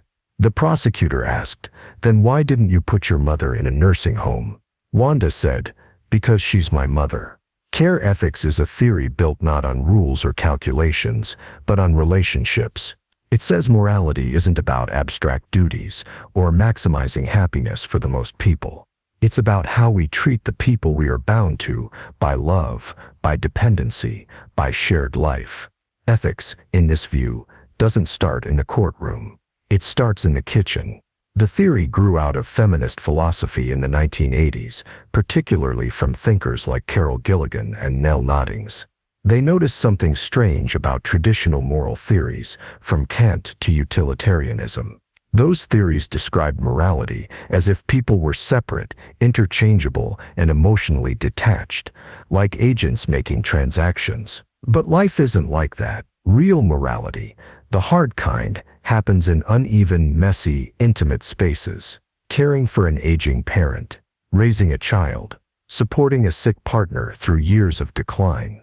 In those situations, we don't ask, what's the universal principle here? We ask, what do they need, and how can I keep going? Care ethics argues that traditional theories have a blind spot. They ignore vulnerability. People aren't isolated units. They are born dependent. They grow, love, break, get sick, need each other. And morality must begin not with rights, but with response. Who is hurting? Who depends on you? Who are you connected to? This theory doesn't reject logic, but it shifts the frame. Imagine a man on the street begging for help. A Kantian might ask, do I have a duty to help this person? A utilitarian might ask, will helping him create the most good? A care ethicist asks, can I see him as someone's brother, someone's son? If this were someone I loved, what would I do? But this theory isn't just soft or sentimental. In fact, it can be morally brutal because it asks a kind of emotional endurance that most moral systems avoid. It doesn't tell you to treat everyone equally. It tells you to be responsible for those close to you, even when it's exhausting, unrewarded, or invisible. And that comes with real weight. Philosopher Virginia Held argued that caring relationships aren't just personal, they're the foundation of social life. Without care, infants don't survive. Without care, elders are abandoned. Without care, moral language breaks down. Because what's the point of justice if no one stays to carry it out? But here's the tension. Care isn't fair. It's not about equal distribution. You care more about your child than a stranger. You carry guilt for your mother, not for all mothers. You drop everything for a friend, not because of a law, but because it's them. Care is partial, and that's what makes it human. Critics say care ethics can't scale. It's powerful inside families, but what about society? How do you build a legal system on love? How do you protect strangers when people naturally prioritize those close to them? But supporters respond. All large-scale justice systems are built on small-scale empathy. If we don't learn to care at home, we don't care at all. And a system that forgets care becomes cold. It forgets the people who fall through the cracks, like overworked daughters, invisible patients, burned-out teachers, and yes, even men sleeping on sidewalks, who aren't anyone's priority. Care ethics has also shaped political theory. It influenced discussions about welfare, healthcare, education, and poverty. Areas where moral responsibility doesn't come from abstract rights alone, but from asking, who are we letting fall apart, and who's left to hold them?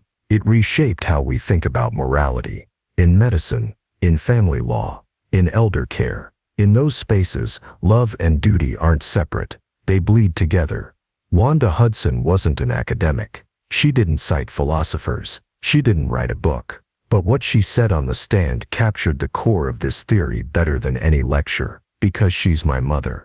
That sentence contains no rules, no calculation, no clear justification, just a bond, just an obligation that didn't come from law or logic, but from the fact that someone needed her. And the failure in the end wasn't that she didn't care, it was that she cared alone. Hedonism. In 60 BCE, a Roman soldier named Gaius retired after 2 decades of service. He built a small house near Naples, overlooking the sea. Each morning he ate figs and olives. He bathed in warm water. He took long walks at sunset. A guest once asked him, "Don't you miss the glory of the army?" Gaius laughed. Glory is for men who haven't tasted peace. He had no books of Stoic virtue. No lectures on duty, just a life he quietly considered good. And if you asked philosophers like Epicurus, he was living it better than most kings. Hedonism is often misunderstood. People hear the word and imagine excess, drugs, parties, chaos, pleasure at any cost. But the theory in its original form is far more careful and far more ancient.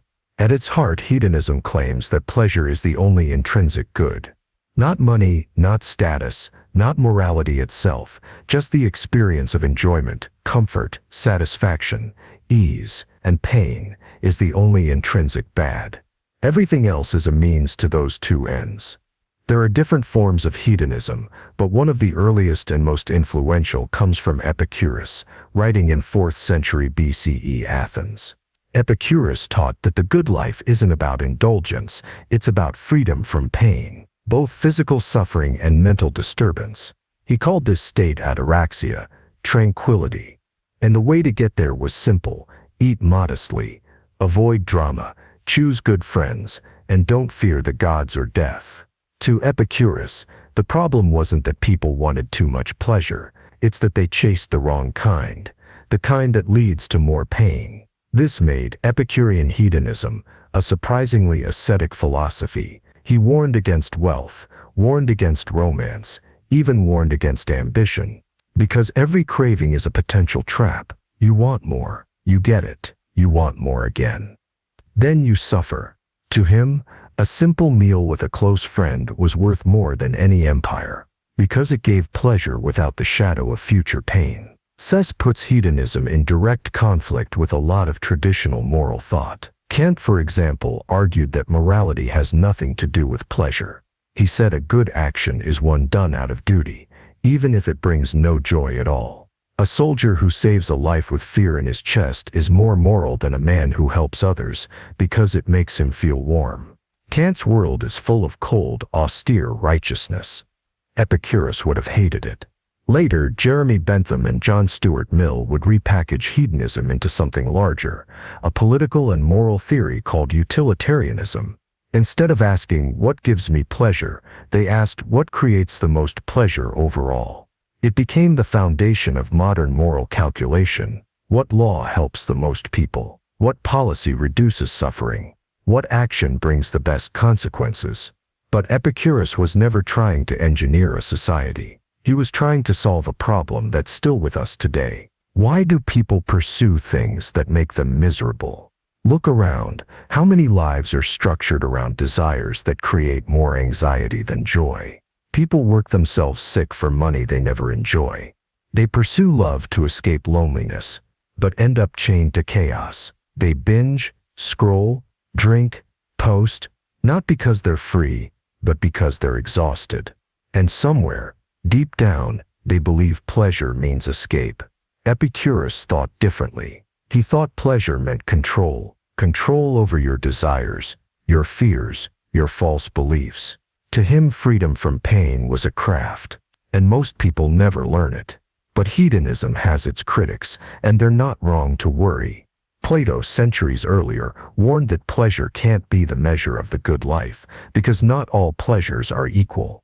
The pleasure of cruelty, the pleasure of revenge, the pleasure of forgetting responsibility. Should those count?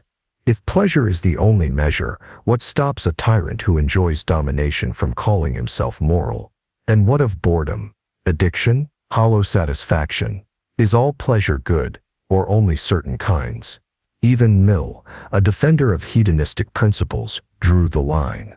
He wrote, "It is better to be a human being dissatisfied than a pig satisfied."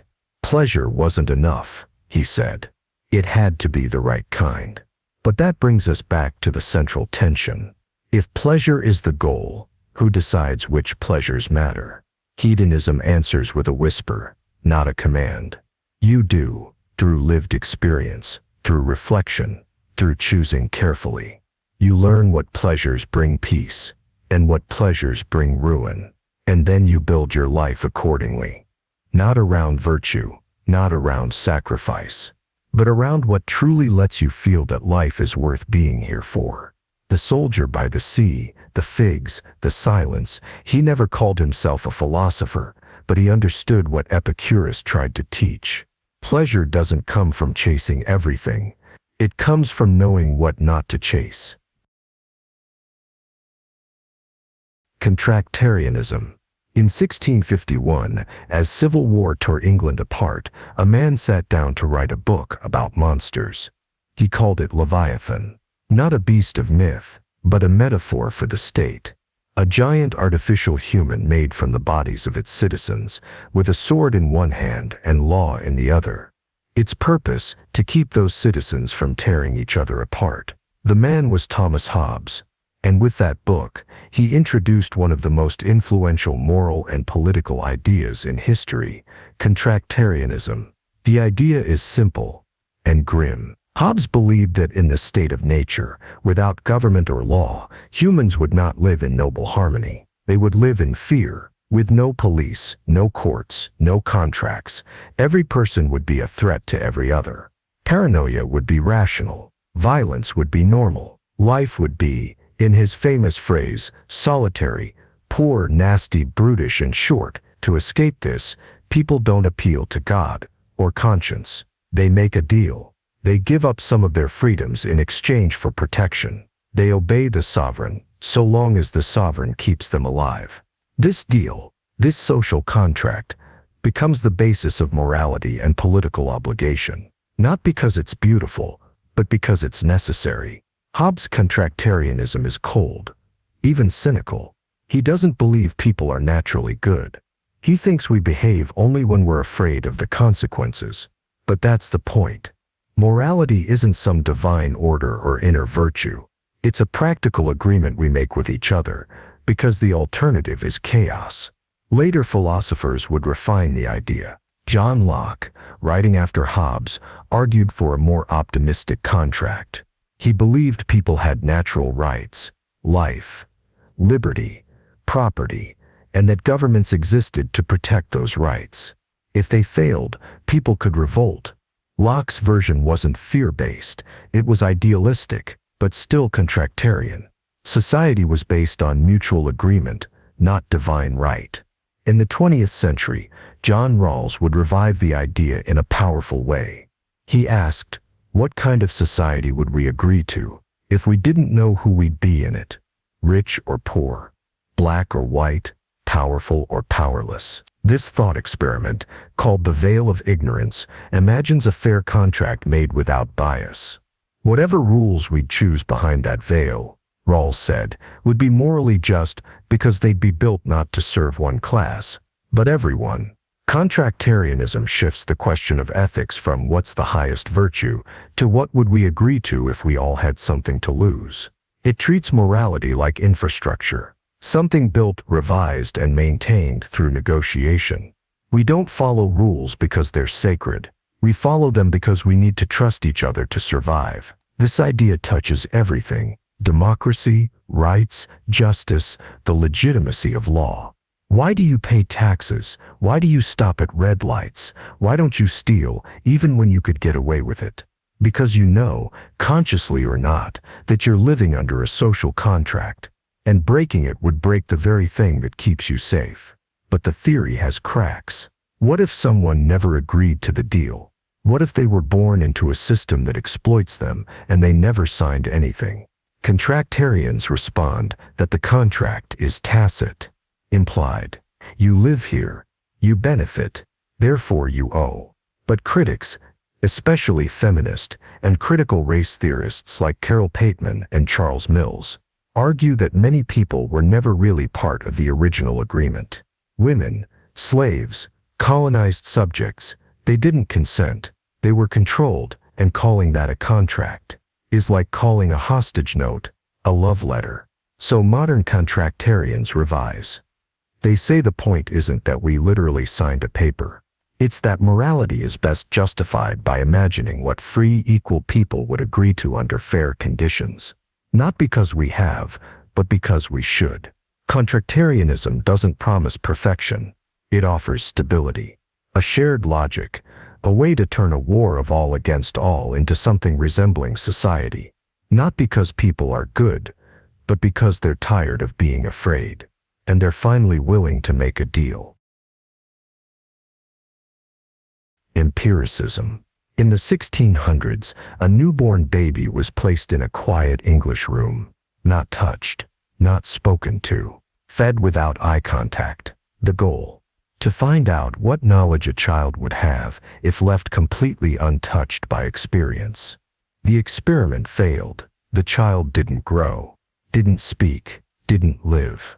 But the question never died.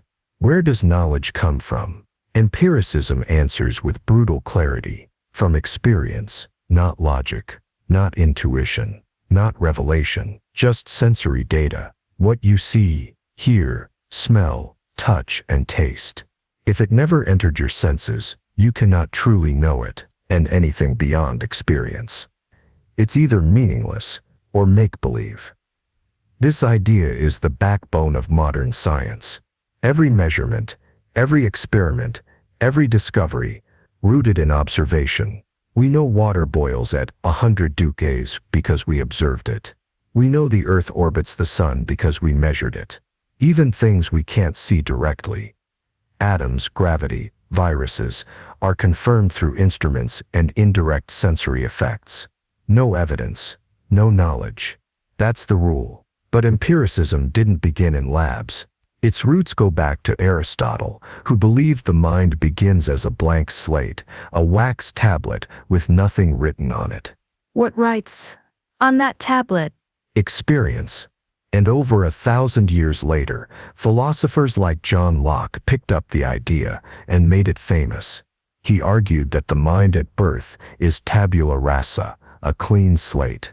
All our thoughts, beliefs, and ideas are built after birth through experience and reflection on that experience. There are no built-in truths, no innate knowledge. Even something as basic as God or justice or self must be learned. Later thinkers pushed this further.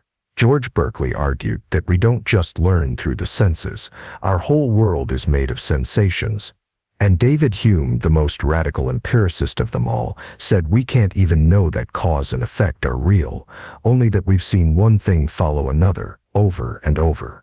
When you let go of assumptions and rely only on experience, the world becomes much less stable. You can't prove the sun will rise tomorrow. You've just seen it rise.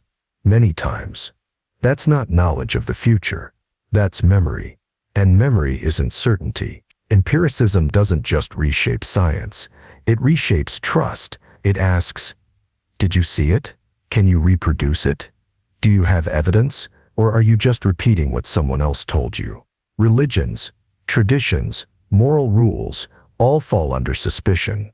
If they're not based on observation, they're opinions, and opinions aren't facts. But critics have always challenged this. How do we know the senses are accurate? What if they deceive us? Mirages look like water. Dreams feel real. Optical illusions trick us. Can we trust senses that are so easily fooled? Empiricists respond, you don't need perfect senses, just repeatable ones. If everyone sees the same thing under the same conditions, it's reliable enough. Science is built on this shared agreement. We may all be blind individually, but together we can map the world. Another criticism. What about things that can't be seen? Morality? Mathematics? Logic? Can empiricism account for truths that seem invisible? Some say no. That's where rationalism steps in, the next chapter. But empiricists fire back. Even your deepest ideas had to enter through a window somewhere. There's no knowledge without experience. Not even the word knowledge itself. Empiricism doesn't make the universe feel sacred. It doesn't hand you ultimate truths or eternal souls. It gives you a world that can be measured, tested, and sometimes understood. Not through belief, not through hope, but through your eyes, your ears, and your hands. And in a world full of illusions, that might be the most radical thing of all. Rationalism. In the 1600s, a man sat in a cold room, doubting everything. His senses had deceived him. Dreams had tricked him. The world outside felt unstable, so he looked inward, and there, in the quiet darkness of thought, he found one thing he couldn't doubt, that he was thinking. And from that single thought, he began to rebuild reality. The man was René Descartes, and this was the birth of modern rationalism. Rationalism is the belief that reason is the most reliable source of knowledge, not the senses, not tradition, not observation, but pure thought. The rationalist doesn't ask, what did I see? They ask, what must be true regardless of what I see? They trust logic over sight, structure over sensation, math over mud. This begins with a basic idea. The senses can lie. You see water on the road, but it's a mirage. You feel the earth as still, but it's spinning at 1,000 miles per hour. You dream, and everything seems real until it isn't. So how can you build knowledge on sight, sound, touch? Rationalists say, you can't. Real knowledge must come from something certain. And the only thing more certain than the body is the mind. Think about math. You don't need to see 3 apples to know that 1, 2, 3. You can work it out in your head. It's true whether or not the apples exist. True in every language, culture, universe. That's the kind of truth rationalists chase. Necessary truths, the kind that can't be otherwise. The roots of rationalism go back to Plato, who argued that the deepest truths are not found in the world, but in the mind, in recollection, reason, and pure forms. But the movement truly gained momentum during the Enlightenment. René Descartes, Baruch Spinoza, and Gottfried Leibniz each tried to build entire philosophical systems out of reason alone, like geometry, starting from first principles. They believed the universe was orderly, and that human reason could grasp that order without needing to see it firsthand. Leibniz took it further, claiming that reality was made of monads, indivisible units of being that mirrored the universe through internal logic. He believed that the best of all possible worlds had to exist, not because we saw it, but because it was logically necessary. This was rationalism at its boldest. The idea that reason doesn't just help us understand reality, it creates the conditions for it. Rationalism also influenced ethics.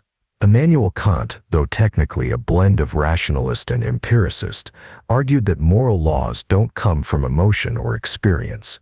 They come from reason. To him, the right thing to do isn't what feels good. It's what can be universally willed, and if your feelings disagree. Too bad, reason wins. But rationalism has always faced hard questions. If reason alone is enough, why do rationalists so often disagree? Why do perfectly logical systems lead to opposite conclusions? And how do you know your first principles are correct? Can you reason your way into truth if you start with the wrong assumptions?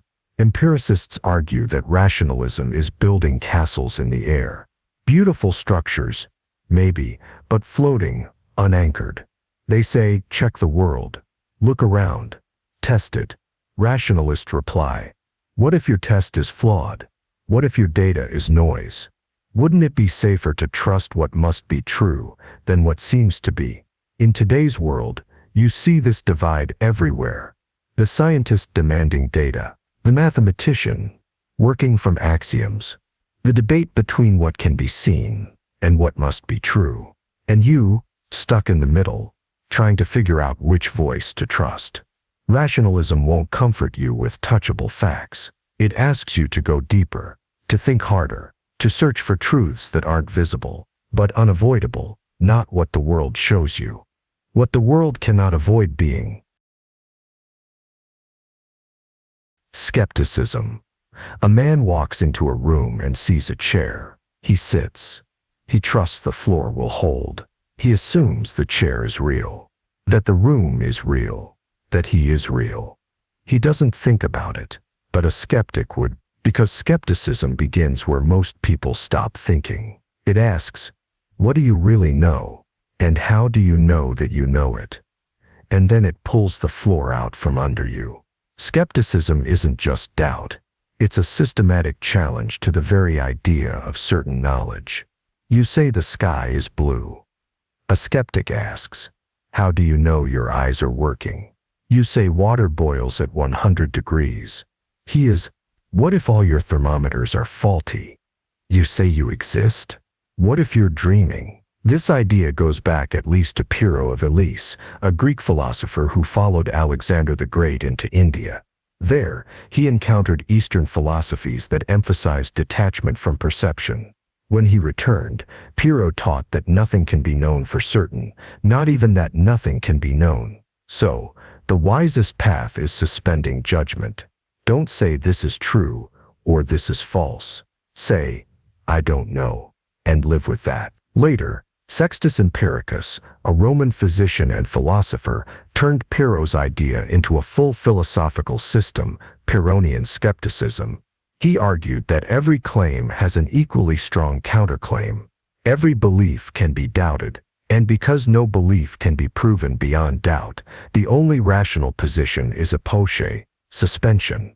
The result, not despair, but peace. Because if you stop claiming certainty, the burden of being right disappears. Centuries later, Descartes, who we met in Rationalism, took skepticism seriously, but not as an end. He used it as a weapon. He tried to doubt everything, until only one thing remained. I think, therefore I am. He used skepticism not to destroy knowledge, but to rebuild it, one unshakable truth at a time. But not everyone was satisfied with his solution. In the 18th century, David Hume brought skepticism back with force. He doubted the idea of cause and effect. We don't actually observe causation, he said. We just see one thing follow another, over and over, and assume they're connected. We don't know the sun will rise tomorrow. We've just seen it rise before. Even the self, Hume argued, is not a real thing, just a bundle of perceptions stitched together by habit. This wasn't just abstract. Skepticism has implications for science, religion, morality, and everyday life. If every belief can be doubted, then what separates knowledge from opinion? Why trust experts? Why trust memories? Why trust the ground beneath your feet?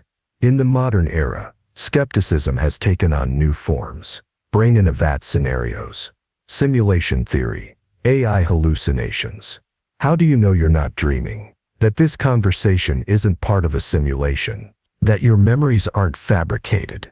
Skeptics don't say you're wrong. They just ask, calmly, can you prove you're right? And most of the time, you can't. But here's the twist. Skepticism isn't nihilism.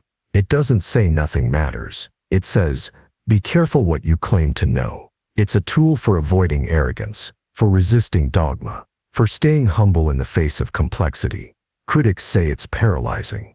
If you doubt everything, how can you act? How can you live? But skeptics reply, you act anyway. You cross the street. You eat dinner.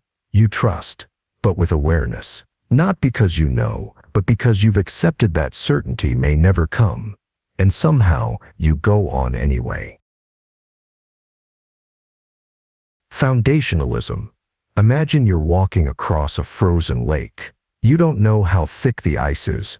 You don't know how deep the water is. You can't see what's below, but you keep walking, step by step, placing your weight on what seems solid. That's what it feels like to search for certainty in a world of uncertainty. And foundationalism is the belief that somewhere beneath your feet, there must be solid ice. Some basic beliefs, some core truths, something that doesn't need to be proven, because everything else is built on it. Foundationalism is a response to a problem. Skepticism showed us that if you keep asking, how do you know? The answers eventually collapse. Every belief depends on another belief, and that belief depends on another. And if the chain never ends, or if the bottom belief is shaky, the whole system wobbles. So foundationalists say, stop the chain. Start with something that needs no justification, a belief that's self-evident, or indubitable, or immediately known. From there you can build. This sounds abstract, but we use it all the time. In math, A equals A. That's a basic axiom. In logic, if all humans are mortal and Socrates is human, then Socrates is mortal. You don't prove those rules from scratch every time. You start from them. In court, eyewitness testimony is considered stronger than second-hand reports. How? Why? Because it's closer to the foundation, to the raw experience. Foundationalism is the idea that knowledge works the same way. Some beliefs are closer to the ground. Others are built on top. This idea became central in modern philosophy, with René Descartes. After doubting everything, his senses, his body, the external world, he landed on a single truth, cogito, ergo sum. I think, therefore I am. He couldn't doubt that he was doubting. That act of thought, of self-awareness, became the first brick. From that, he tried to rebuild all of knowledge, the existence of God, the world, other minds, each step built on the last.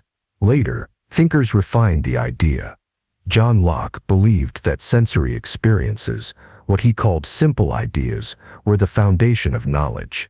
You feel heat, see red, hear a sound. These basic impressions don't need to be justified. They just are. And from these simple ideas, we build complex beliefs, like fire burns or this fruit is ripe. In the 20th century, logical positivists like Rudolf Carnap tried to ground science in what they called observation statements.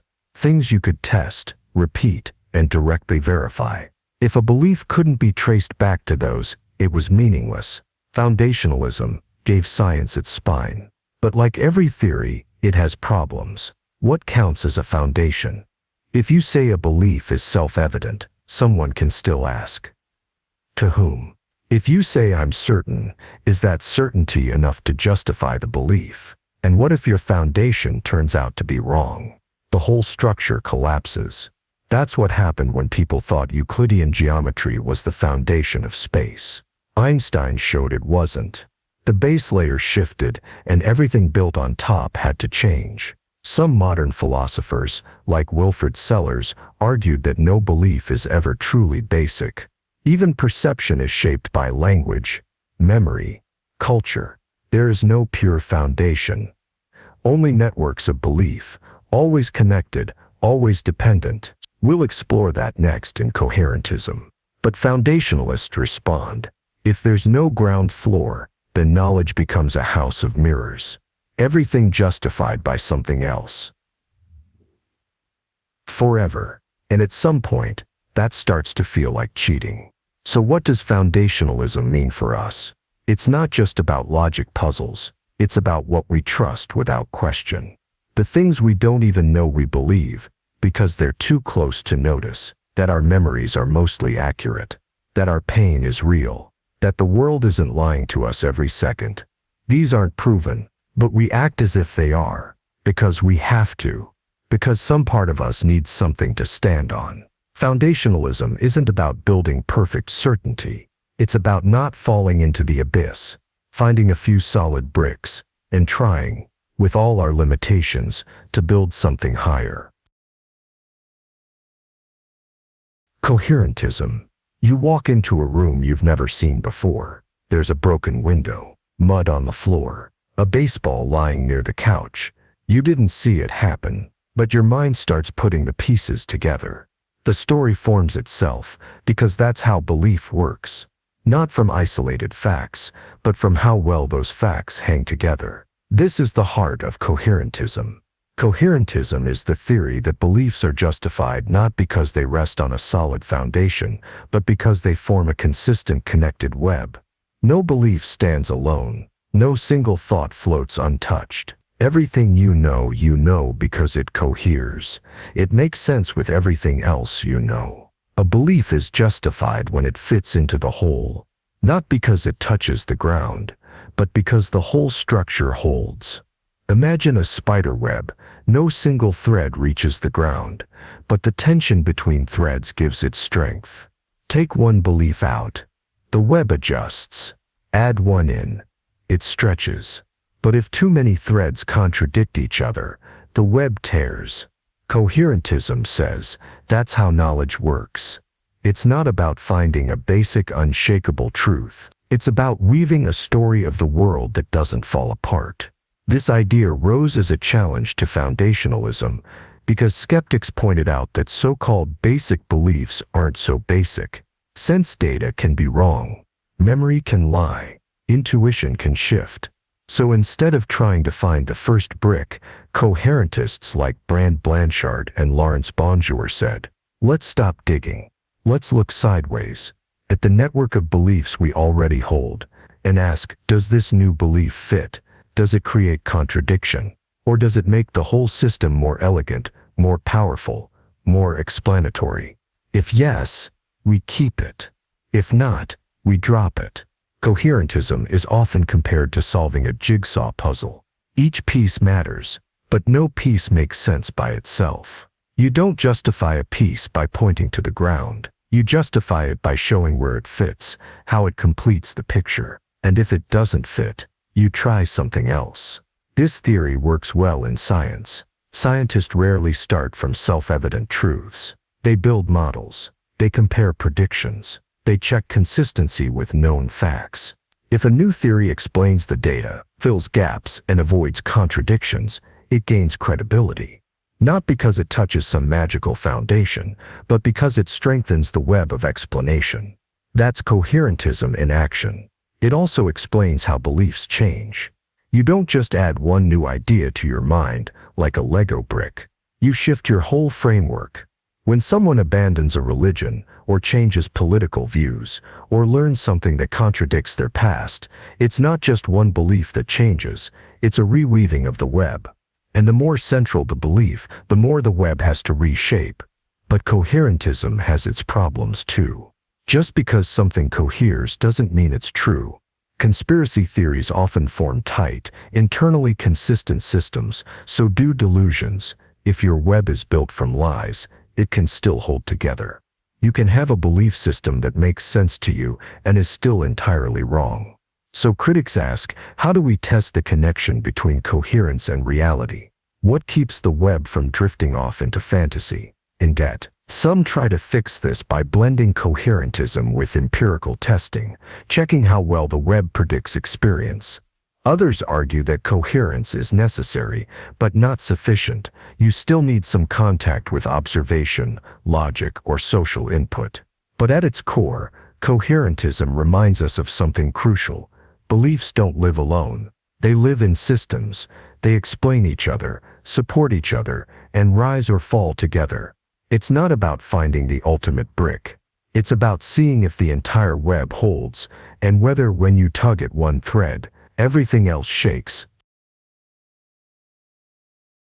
Reliabilism. You're walking in the woods, you hear a low growl behind you. You freeze. You don't know exactly what made the sound. You didn't see anything. You didn't sit down and do a logical proof. But your body knows. Danger. And 99 times out of 100, it's right. That instinct may not be logical, but it's reliable. And in reliabilism, that's what matters. Reliabilism is a theory of knowledge that asks a very different question than most. Not can you justify your belief, but did that belief come from a process that usually gives you the truth? If yes, then it counts as knowledge, even if you don't know how or why. This marks a shift away from traditional theories.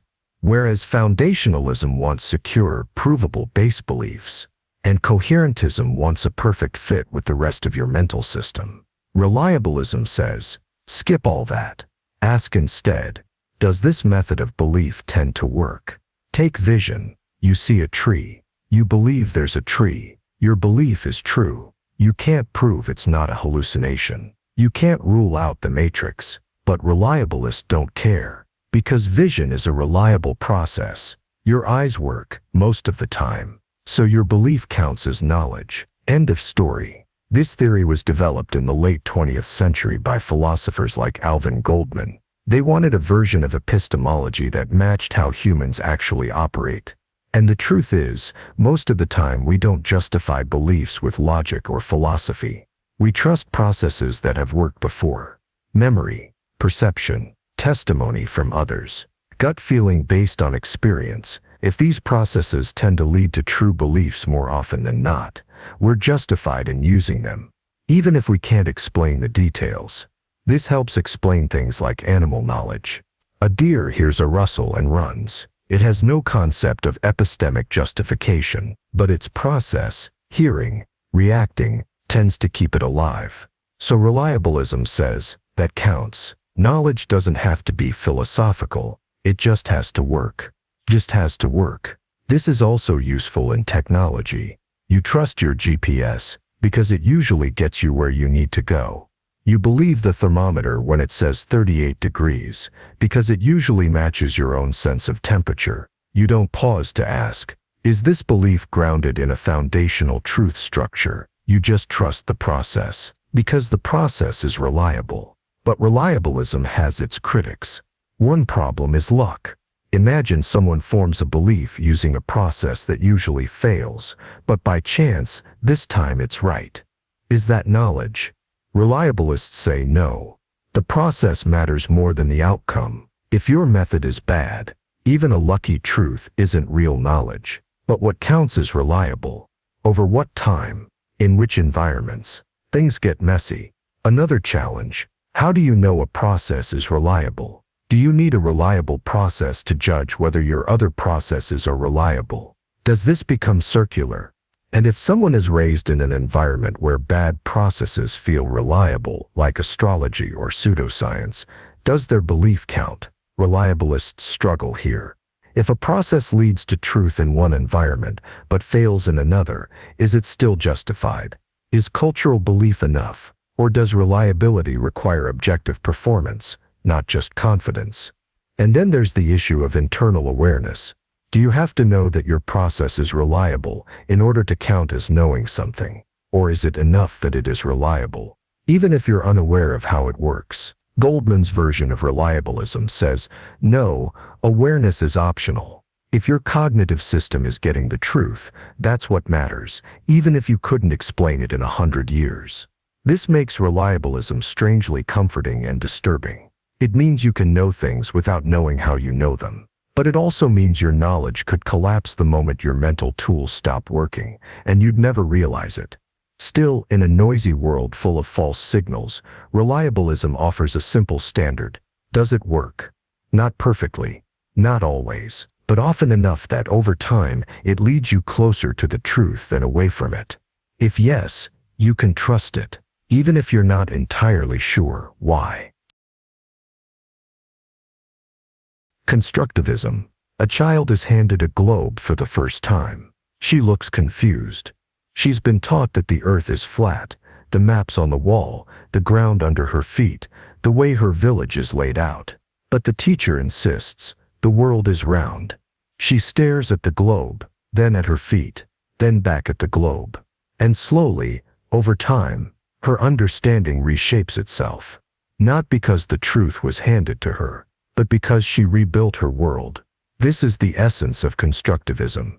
The belief that knowledge isn't passively received, it's actively constructed. We don't just open our eyes and absorb reality. We interpret it, we filter it, we shape it, using our language, our culture, our tools, our biases. And what we end up calling truth might be less about the world and more about how we've chosen to build it. Constructivism isn't just about learning theories, it's a radical claim about how all knowledge forms. It says there is no view from nowhere. You can't step outside your mind, your culture, your concepts to see reality as it is. Everything you know is filtered through a human lens, and that lens doesn't just distort, it creates. This idea was developed through many disciplines. In epistemology, thinkers like Jean Piaget studied how children don't just absorb facts, they actively structure them into mental models. They build new knowledge by adjusting old frameworks. What Piaget called schemas, if a new fact doesn't fit, the schema changes. That's not discovery, that's construction. In education, this changed everything. Instead of treating students like empty vessels to be filled, constructivist educators treat them like builders, each student learning differently, reshaping knowledge through experience, mistakes, dialogue. You don't teach truth, you guide construction. In science, thinkers like Thomas Kuhn argued that even the most objective knowledge is shaped by paradigms, shared ways of seeing. When those paradigms shift, from Newton to Einstein, from geocentric to heliocentric, it's not just new facts, it's a new worldview. Scientists don't just uncover nature, they build models of it. And those models shape what they see, what they measure, what they ignore. In language, constructivism shows up in theories like Sapir-Whorf, which argue that the structure of your language shapes your perception of reality. If your language doesn't have a future tense, you might experience time differently. If it lacks certain color words, you might literally see the world in different shades. Language doesn't describe reality, it helps construct it. The implications are staggering. What if justice in your culture isn't universal? What if truth in your religion is just a story that fits your social world? What if even science is shaped not only by data, but by funding, politics, metaphors, and history? Constructivism doesn't say truth doesn't exist. It says truth is contextual, built, maintained, fragile. Critics of constructivism worry. It leads to relativism, the idea that every belief system is equally valid. If everyone builds their own truth, who's to say who's right? Can we no longer say slavery was wrong, that vaccines work, that Earth orbits the sun? But defenders argue, constructivism doesn't deny reality. It reminds us that access to reality is always human, shaped by minds, tools, categories. You can still critique systems, but you do it by understanding the structures that created them, not by pretending you can escape them. In a sense, constructivism is empowering. If knowledge is built, not found, then it can be rebuilt, changed, expanded. But it's also a warning. The walls you live in, your beliefs, your facts, your truths, might not be the universe itself.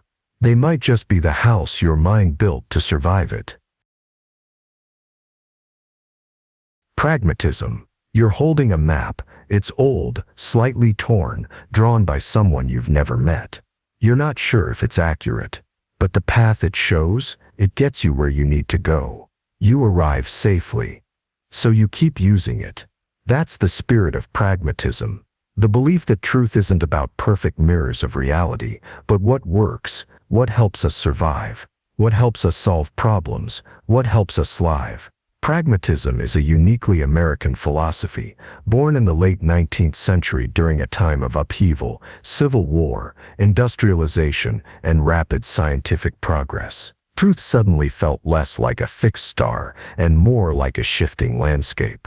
People weren't asking, is this absolutely true? They were asking, will this help us fix the railroad? Will this cure disease? Will this hold a democracy together? Pragmatism answered, that's exactly how truth should be judged. The movement began with Charles Sanders Peirce, who defined truth as the end result of inquiry, what we would eventually believe after all possible evidence was considered. But Peirce wasn't interested in certainty. He was interested in progress. Truth wasn't static. It was what we converge on when we test ideas and discard the ones that fail. Think of it like evolution. Ideas compete. Some survive, some don't. And what's left is what works. Then came William James, who took Peirce's insights and made them radically personal. He asked, what if we judged beliefs by their practical effects on life? If believing in God makes someone kinder, more resilient, more hopeful, even if we can't prove God exists, isn't that belief doing something valuable? James wasn't saying belief makes it true. He was saying truth is what cashes out in human experience. If it helps you navigate the world, it's worth keeping, at least for now. This sounds dangerous, and James knew it. He warned against wishful thinking and made clear that pragmatism isn't about what feels good. It's about what works, in the long run, across multiple contexts, under pressure. The truth of a belief is tied to its consequences, not just personal satisfaction, but shared outcomes. If an idea survives testing, helps us build reliable technologies, create social stability, or make sense of experience, it earns its place. Then came John Dewey, who applied pragmatism to democracy, education, and society itself. Dewey believed that knowledge and values should be experimental, tested in public life. If a policy works, reduces suffering, increases agency, adapts to change, it should be kept. If not, scrap it.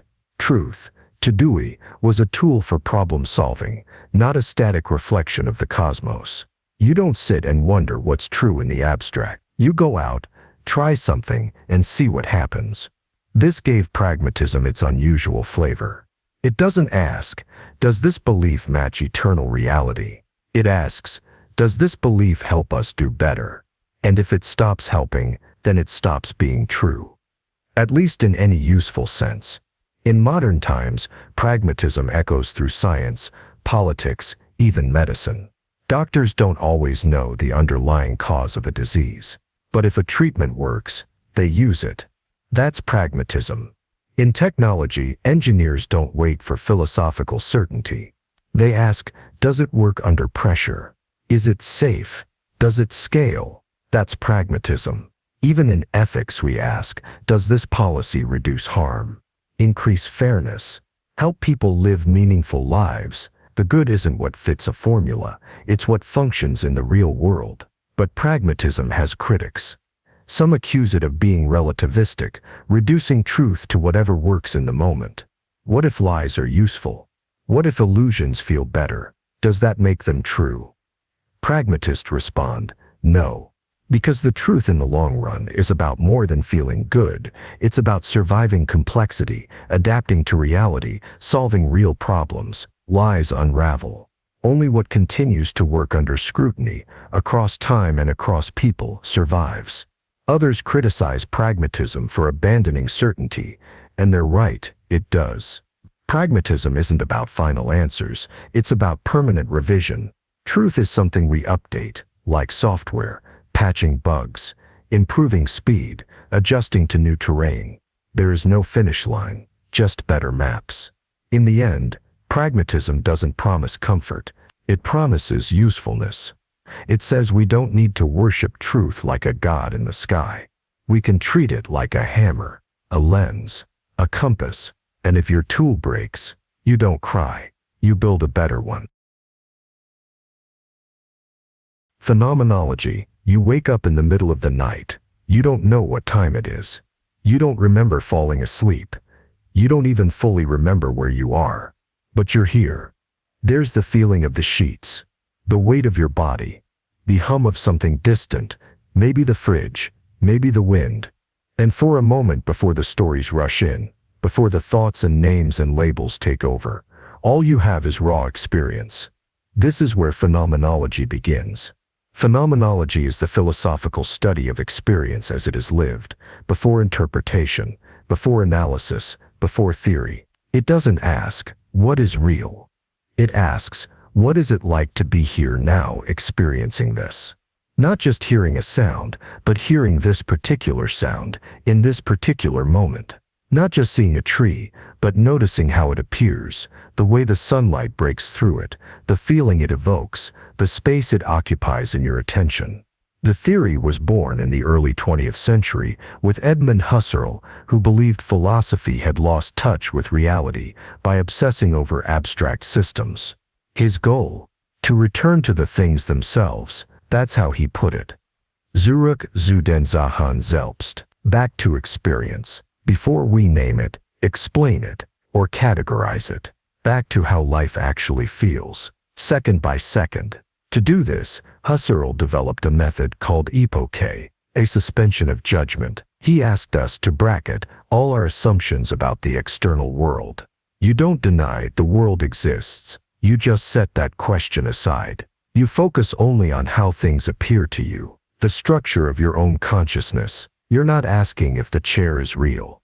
You're asking, what is it like for me to experience this chair right now?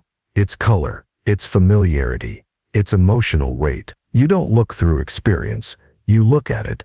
Later, phenomenology was developed and deepened by philosophers like Martin Heidegger, Maurice Merleau-Ponty, and Jean-Paul Sartre. They expanded it beyond perception, into emotion, time, embodiment, even being itself. For Heidegger, phenomenology was about confronting the fact that we are thrown into the world, into a body, a culture, a time we didn't choose. We live in a world already shaped by meaning, mood, memory, and we rarely notice it. Phenomenology helps us see how we see. Take something as simple as grief. You don't observe grief like you observe rainfall. You inhabit it. The world itself changes. Rooms feel heavier, colors duller, time distorted. That's not a psychological trick. That's lived experience. Phenomenology treats these changes as essential data, not symptoms to be explained away, but clues to what human existence actually is. In modern psychology and cognitive science, phenomenology influenced how we study consciousness, memory, and perception. It reminds us that before we build models of the brain, we should understand what it feels like to be a mind. Experience isn't noise, it's the foundation. But phenomenology isn't easy, it's demanding. It asks you to pay attention, real, raw, unfiltered attention to your own experience. To notice what it's like to touch warm stone, to feel shame rise in your chest, to stand before a stranger's face and feel something shift in you. These moments are not afterthoughts. They are consciousness, and they're all we ever really have access to. Critics say phenomenology is too inward, too subjective, too vague. They want facts, predictions, measurable claims, but phenomenologists reply, there is no knowledge without experience. Even your most objective theories are built on perception, interpretation, attention. And if you don't understand the shape of your own experience, you don't understand anything at all. Phenomenology doesn't promise to explain the world. It promises to help you see it, not as an object, but as a presence, a moment, a life. Lived, not theorized. And once you notice it, really notice it, it's impossible to stop. Fallibilism. You believe the earth orbits the sun. You believe water is made of hydrogen and oxygen. You believe seatbelts save lives. And every one of those beliefs is based on evidence, science, data, reason. But here's the twist. Fallibilism says you could still be wrong. Not because you're foolish, not because you lack evidence, but because no belief, no matter how well supported, is beyond doubt. This is the core of fallibilism, the idea that all human knowledge is potentially mistaken. Even our best theories, even our strongest convictions, even our deepest assumptions. There is no belief that is 100% immune to revision, not in science, not in morality, not in personal life. You can believe something with good reason. You can act on it. You can live by it. But you must always leave the door open, even just a crack, to the possibility that you've gotten it wrong. This might sound like skepticism, but it's not. Skeptics often say we can't really know anything. Fallibilists say, no, we can know things, but our knowledge is never absolute. It's always tentative, always capable of being updated. And that's not a flaw, it's a strength. The idea traces back to the pragmatist philosophers we met earlier, especially Charles Sanders Peirce and William James. They believed in inquiry, science, and progress, but they also believed in humility. Peirce once said that the very essence of science is its fallibilism, its willingness to question, revise, and abandon even long-held beliefs when new evidence appears. And that's what makes science powerful, not certainty, but self-correction. Think about how science actually works.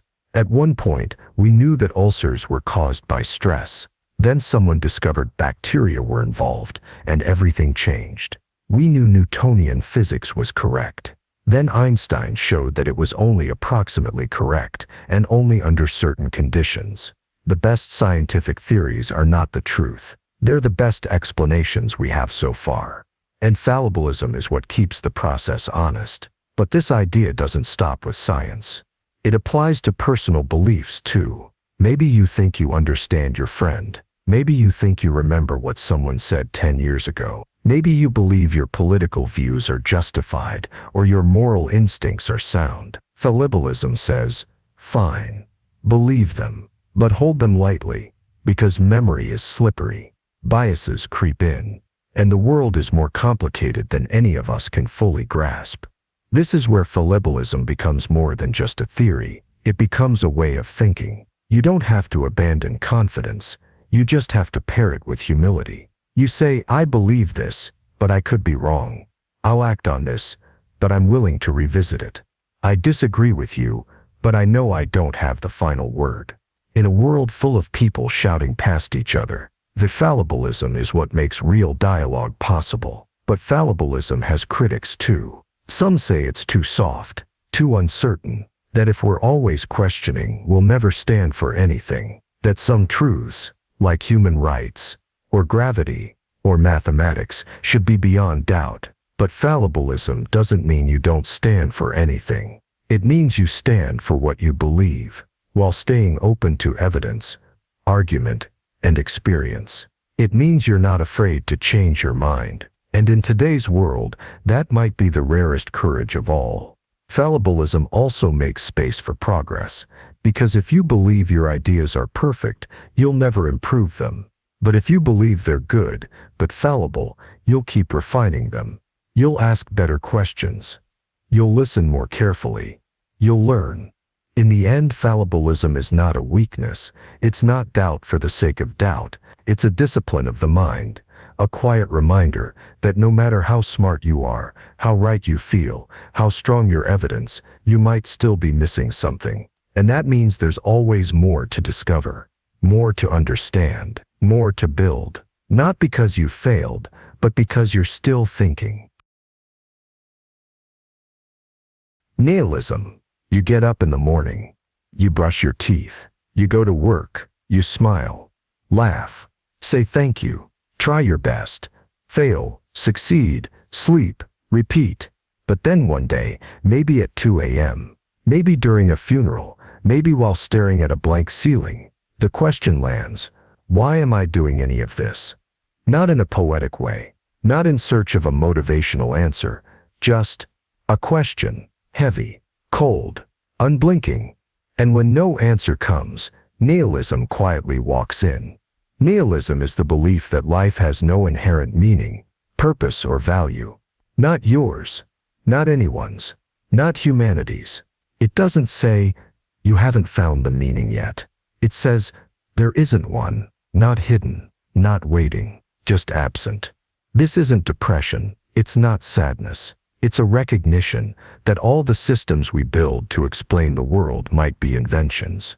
Morality, a useful fiction. Religion, a coping mechanism. Truth, a convenient illusion. Even the idea of self, a story we tell so we don't fall apart. Nihilism says, take them all away, and what's left? A planet, spinning in silence, with no reason, no audience, no judge. Friedrich Nietzsche is the philosopher most associated with this idea. He wasn't the first to think it, but he saw it more clearly than anyone. In the 19th century, as science replaced God and reason replaced faith, Nietzsche declared, God is dead, and we have killed him. Not a celebration, a warning. Because if God is gone, if there is no cosmic source of value, then everything built on that foundation begins to rot. Morality, purpose, human dignity, gone. Nietzsche feared the rise of passive nihilism, a kind of cultural exhaustion where people lose faith in everything and turn to distraction, conformity, or despair. Not because they're weak, but because without meaning, why do anything? Why tell the truth? Why try? Why care? Nihilism doesn't give you a reason, it just stares. And yet, Nietzsche wasn't hopeless. He believed that after the collapse of old values, we might create new ones, forged from strength, creativity, and honesty. But make no mistake, nihilism always comes first. You can't build a new meaning without realizing the old ones were never real. This feeling isn't confined to philosophy. You see it in modern life. When politics feels fake, when religion feels empty, when work feels meaningless, when every system seems designed to use you, not help you. Nihilism doesn't whisper in those moments. It screams. It tells you the things you were told to trust. School, family, laws, love might be just more noise. And deep down, you already knew. But here's the question nihilism forces. If nothing matters, then what? Do you retreat, detach, dissolve into apathy? Or do you do something far more terrifying? Keep going anyway. That's what makes nihilism so dangerous and so powerful. It takes away every false hope, every comforting lie, and then it hands you the ashes and says, now do something. Some people reject it entirely. They say no, there must be a meaning. There has to be. Others drown in it, in despair, addiction, disconnection. But a few take a third path. They accept the void. They stop looking for cosmic instructions, and they start to act as if life mattered. Not because it does, but because they choose to act anyway. Nihilism doesn't end in despair. It ends in freedom. Because once you admit there's no grand design, you realize nothing is stopping you. Not the past, not tradition, not fate, not even the idea of truth. There's only the world, and you. And whatever meaning you decide to fake well enough that it becomes real. Nihilism isn't about giving up. It's about finally being honest. And once you're honest, what comes next is up to you. Existentialism. You wake up one morning and realize there's no script, no manual, no one coming to tell you who you are or what your life is supposed to mean. And in that silence, the terrifying quiet of no assigned purpose, something else appears: freedom. The kind that feels more like vertigo than liberation. This is where existentialism begins. Existentialism is a philosophy that says we are not born with meaning. We create it. There is no divine blueprint, no fixed identity, no cosmic reason why you're here. You are thrown into the world, and then it's on you to decide what comes next. Not once, not with a single choice, but every moment, in every act, every decision, every refusal to choose. This idea took shape in the 19th and 20th centuries, but its roots go deeper. Søren Kierkegaard, writing in the 1800s, believed faith wasn't about certainty. It was a leap, a personal irrational choice in the face of absurdity. Friedrich Nietzsche declared that God is dead, not as a celebration, but as a warning. Without divine foundations, we must create our own values or fall into despair. But it was the 20th century thinkers, especially Jean-Paul Sartre, Simone de Beauvoir, and Albert Camus, who turned these fragments into a movement. Sartre's version of existentialism begins with a blunt statement: existence precedes essence. In other words, you exist first and only later become something. You are not a thing with a fixed nature. You are not defined by your job, your past, your genetics, or your social role. You define yourself through your actions. You are what you do. So if you lie, you become a liar. If you choose courage, you become brave. There is no other self hidden beneath, no real you waiting to be discovered, just the person you build day by day. This freedom sounds exhilarating, but it's also horrifying. Because if there's no external meaning, then there's no excuse. You can't blame fate. You can't point to a rule book. You are completely responsible for who you are, what you value, what you tolerate. And that weight can crush you. Sartre called this feeling anguish. The dizzying realization that your choices not only shape your life, but also say something about what kind of world you believe should exist. De Beauvoir extended these ideas into ethics and feminism. She argued that freedom isn't just an internal decision, it's something shaped by power. Women, the oppressed, the forgotten.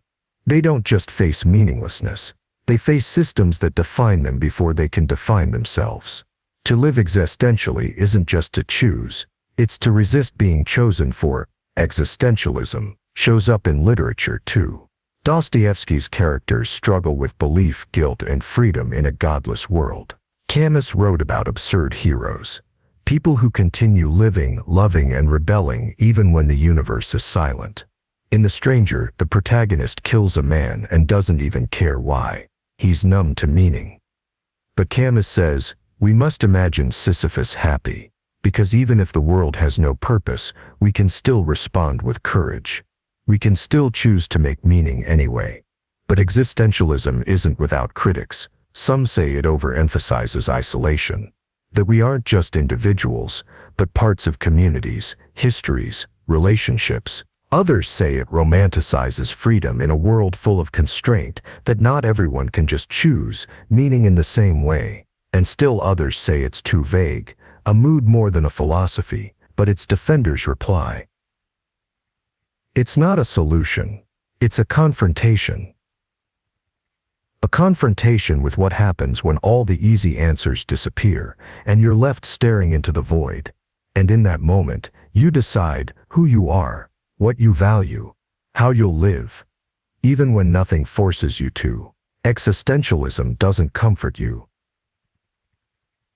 It doesn't rescue you. It leaves you in the dark and says, you're free, now act like it. Absurdism. A man walks up a mountain carrying a boulder on his back. When he gets to the top, it rolls back down. He walks back down, starts again, and he does this forever. That's the myth of Sisyphus, cursed by the gods to perform a task without purpose, without progress, without end. But in 1942, a philosopher named Albert Camus looked at this myth and said something shocking. We must imagine Sisyphus happy. Because to Camus, this wasn't just a story from ancient Greece. It was our story. Absurdism is the belief that human beings constantly search for meaning in a universe that offers none. We ask, what's my purpose? Why are we here? What's the point? And the universe responds with silence. No answer. No grand design. No cosmic blueprint. Just stars burning, planets spinning and people dying, without explanation. That gap, between our need for meaning and the universe's indifference, is what Camus called the absurd. But absurdism isn't nihilism. It doesn't say nothing matters. It says we crave meaning and we don't get it. And instead of collapsing into despair, Camus said we should rebel, not by finding meaning, but by living in full awareness of its absence, by laughing at the absurd, by refusing to surrender, by pushing the boulder anyway. Camus opens his famous essay, The Myth of Sisyphus, with a brutal claim. There is but one truly serious philosophical problem, suicide. Because if life has no meaning, no purpose, no deeper truth, then why not just end it? But Camus rejects that conclusion. He calls suicide a confession that life is not worth the trouble. Absurdism answers differently. It says, yes, life is meaningless, but we live anyway. Not out of naivety, out of defiance. This is the heart of the absurd hero. He knows the game is rigged. He knows there's no prize, and he plays anyway, not because he expects to win, but because playing well becomes its own kind of meaning. Camus contrasts this with religion and rationalism, which he sees as escapes. Religion tries to force meaning onto the universe, to create a higher order, a moral judge, a divine plan. Rationalism tries to turn life into a system, neat, logical, explainable. But both, Camus says, deny the absurd. They try to leap over the void. Absurdism insists we stay in it and still find joy. Imagine waking up and realizing your job is pointless. No one notices your effort. No one cares if you succeed. You could quit, or you could make the job your own. Crack jokes, learn something, master the task, not because it matters, but because you've decided to matter in spite of it. That's absurdism in practice. It's not a happy philosophy, but it's not despair either. Camus writes about walking through life with lucid indifference, not clinging to false hope, but not giving up either. Living becomes a kind of art form, and meaning becomes something you perform, not something you find. Absurdism shaped literature, film, and art across the 20th century. You see it in Franz Kafka, whose characters are crushed by systems they can't understand. You see it in Samuel Beckett's Waiting for Godot, two men stuck waiting forever for someone who never comes. You see it in comedy too, where the absurd becomes a punchline, a way of coping with a world that doesn't play fair. When the rules are broken, humor becomes survival. Critics of absurdism say it's bleak, that it doesn't offer hope. But Camus would say, that's the point. You don't need hope, you need honesty, courage, awareness. To live absurdly is to live without illusions and to choose to keep living anyway. In the end, absurdism gives you no answers. It hands you a boulder and says, go. Not because it will change anything, but because refusing to give up, that act alone, makes you free. Personal identity theory. You wake up, same name, same body, same memories. Mostly, you brush your teeth, check your phone, maybe remember something embarrassing from 5 years ago and cringe a little. It all feels continuous, like a single thread pulled through time. But then the thought creeps in, slowly, quietly, like water under a door. Am I still the same person I was yesterday? Last year? At age 6? What if the thread isn't a thread at all? What if it's just a story? Personal identity theory is the area of philosophy that tries to answer a deceptively simple question. What makes a person the same person over time? Not biologically, not legally. Philosophically, if you lose your memories, are you still you? If you switch bodies, who wakes up? If your personality changes, is it still you doing the changing, or is something else living your life now? One of the earliest answers came from John Locke in the 17th century. He argued that personal identity is based on conscious memory. If you remember doing something, if you can recall the experience as yours, then that's what connects you to your past self. You're not your body. You're not your soul. You're your memories. So the child you once were, still you if you can remember being that child. Forget enough of your past, and Locke says, maybe you're not the same person anymore. This leads to disturbing possibilities. Imagine a man in court, accused of murder. He has no memory of it. Locke's view raises a horrifying question. If he can't remember the crime, is he still the person who did it? What if a different person is now wearing that same face? Modern philosophers and psychologists took the problem even further. Some argue for the psychological continuity theory. It's not memory alone, it's the entire web of beliefs, desires, intentions, and values that make up the self. If that network stays stable over time, you're still you. But if it changes enough, if trauma rewires your desires, if disease or injury wipes out your past, if life just gradually pulls your mind in a new direction, then maybe you didn't survive after all. Just your shell. Others focus on bodily continuity. The idea that as long as your body lives, so do you. You might lose your memory. Your personality might shift. But the organism goes on. The problem? Bodies change too. Your cells die and regenerate. Your brain rewires itself. Over the span of 7 years, almost every atom in your body has been replaced. So, if identity is about the body, which version of the body counts? Then there's the soul theory, the belief that your identity is tied to an immaterial self that persists no matter what changes. Sounds comforting, but it raises its own problems. If the soul is invisible, untouchable, and unprovable, how do we ever know it's there? And why does it feel like you can disappear long before your body dies? If someone you love gets dementia, loses memories, forgets your name, do you still feel like they're the same person? Or is something gone? Something that doesn't come back? The weirdest twist comes with teleportation thought experiments.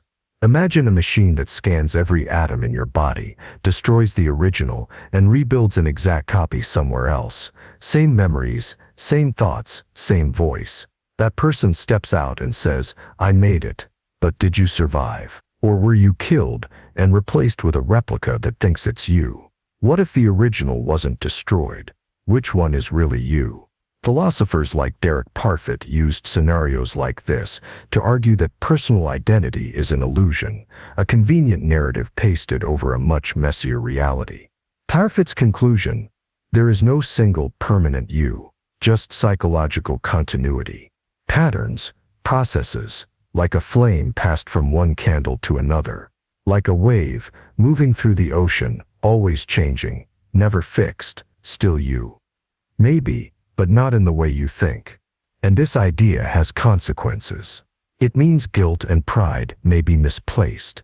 It means promises, regrets, vows, and forgiveness might rest on illusions. It means the self you protect, promote, and obsess over might not even exist as a stable thing. You're not one person. You're 1,000 versions, each one fading into the next like sand on a windy beach. But strangely, that's not entirely bleak, because if the self is flexible, fragile, and built from memory and intention, then it can also be rebuilt. You're not trapped in the person you were 5 years ago. You're not defined by what happened to you. Your story is just that. A story, and you're still writing it. Whether you're the same person as yesterday or not, you're the one turning the page. Essentialism. A child is born. Before she speaks, before she walks, before she chooses anything, she's already been told who she is. She's a girl. She's weak, or nurturing, or emotional, or soft, because that's her nature. She grows up, and people say she's just like her mother. She was always like that. She was born that way. And maybe she starts to believe it, because the world often doesn't ask what you are. It assumes it already knows. That's essentialism. Essentialism is the philosophical belief that things, including people, have an underlying essence, a fixed nature that defines what they are. It says, a tiger is fierce because it's a tiger. A man is aggressive because he's a man. An artist is sensitive. A soldier is strong. A traitor is evil, not because of choices, context, or history, but because of something essential, something that makes them what they are, from the inside out. This idea goes back to Plato and Aristotle. Plato believed in invisible forms, perfect, eternal essences behind every object. A circle isn't just a shape, it's an imperfect shadow of the perfect circle that exists in the world of forms. Aristotle, more practically, believed that every object had a telos, a natural purpose, a built-in end. An acorn is meant to become an oak. A knife is meant to cut. A man is meant to reason. So if something fails to become what it was meant to be, it's not just a disappointment, it's a failure of essence. In the centuries that followed, essentialism shaped how people understood nature, identity, and morality. Why are women more emotional? Why are certain races said to be inferior? Why are some people seen as natural leaders, others as natural followers? Essentialism offered an answer, a dangerous one, because that's just what they are. It told kings they were born to rule, told slaves they were born to serve, told women they were born to obey, and told everyone else not to question it, because questioning would go against nature itself. In modern times, essentialism still haunts us, even if we don't use the word. When someone says boys will be boys, or it's just human nature, or you can't teach creativity, they're not making observations, they're invoking essence, and essence is a closed door. If something is essential, it cannot change. It's baked in. But here's the problem. When you actually look closely at people, at nature, at history, essentialism starts to crack. Not every acorn becomes a tree. Not every boy is aggressive. Not every culture agrees on what men and women are supposed to be. Not even species have stable essences. Darwin showed that over time, entire categories of living things change, adapt, even disappear. So how can anything have a fixed eternal essence if change is constant? In the 20th century, philosophers and scientists began rejecting essentialism. Biologists saw that genes interact with environment. Identity isn't coded, it's shaped. Anthropologists saw that gender roles, family structures, even emotions vary wildly across cultures. And philosophers like Simone de Beauvoir pushed back hard. One is not born, but rather becomes a woman. That sentence shattered centuries of essentialist thinking. She wasn't just talking about biology. She was talking about freedom. The ability to define yourself rather than be defined by someone else's idea of what you are. Still, essentialism hasn't disappeared. Some forms are subtle, the idea that introverts are born that way, that IQ is destiny, that your race, gender, or sexuality makes you a certain kind of person. Even well-meaning slogans like "Born This Way" contain a kind of essentialism. They're meant to defend identity, but they also suggest that identity is frozen, pre-written, non-negotiable. But what if the truth is more complicated? What if we're not static? What if we're fluid, unfinished, in motion? The alternative to essentialism is terrifying to some. It means responsibility. It means discomfort. It means you can't point to your nature and say, "I was just made this way." But it also means possibility. If identity is not fixed, then it can grow. If who you are is not decided, then you get to decide it. Essentialism says you are what you are, and that's the end of the story. But maybe, just maybe, there is no end of the story, only the part you're writing now. Anti-essentialism. You look in the mirror, maybe you see a man or a woman, maybe you see strength or sadness, a mother, a failure, a survivor. But ask yourself, Who told you that's who you are? Was it your family? Your culture? Your language? Your government? What if everything you think you are, your gender, your race, your class, your identity, isn't something you are, but something you were taught to perform? Anti-essentialism is the radical philosophical position that says there is no fixed essence beneath our labels. There is no true self behind the mask. No permanent core that makes a man, or a person, a person. What we call identity is something constructed through language, social roles, power, and repetition.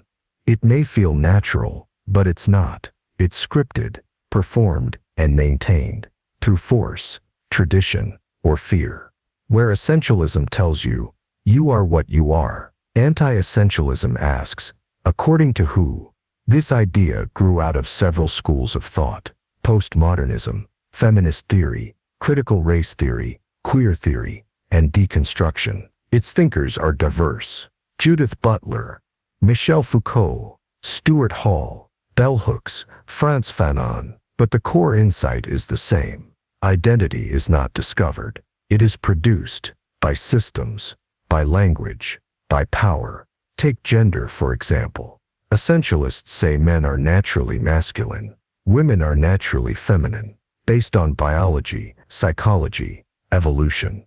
But Judith Butler argued something else entirely in her groundbreaking book, Gender Trouble. Gender is a performance, not an act, not a lie, a set of repeated behaviors, gestures, and expectations that create the illusion of an inner truth. You walk a certain way, speak a certain way, wear certain clothes, not because it's in your DNA, but because you were taught that's how a real man or real woman behaves. And the more people repeat it, the more real it seems. But it was never real. It was just practice. The same goes for race. Biologically, race is almost meaningless. The genetic differences between so-called races are smaller than the variations within them. But socially, race is everything. It shapes laws, neighborhoods, education, healthcare, employment. It's treated as if it's real. So it becomes real in its consequences, even though it's a constructed category, historically designed for control, division, and power.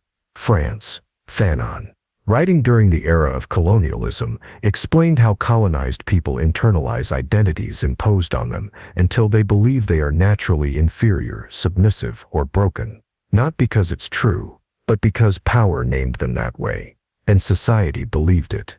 Language plays a huge role in this. The labels we use, criminal, addict, immigrant, terrorist, disabled, minority, are not neutral. They come with assumptions, stories, rules, and once those words attach to you, it's hard to peel them off because people treat you according to the role, not the person. And eventually, you might start acting that way yourself. Not because it's your nature, but because you've been narrated into being. Michel Foucault explored this in his studies of madness, sexuality, and punishment. He didn't ask what a madman is. He asked, how did the category of madness get invented? Who decided what counts as sane? What power structures benefit from defining certain people as dangerous, sick, or deviant? His answer was unsettling.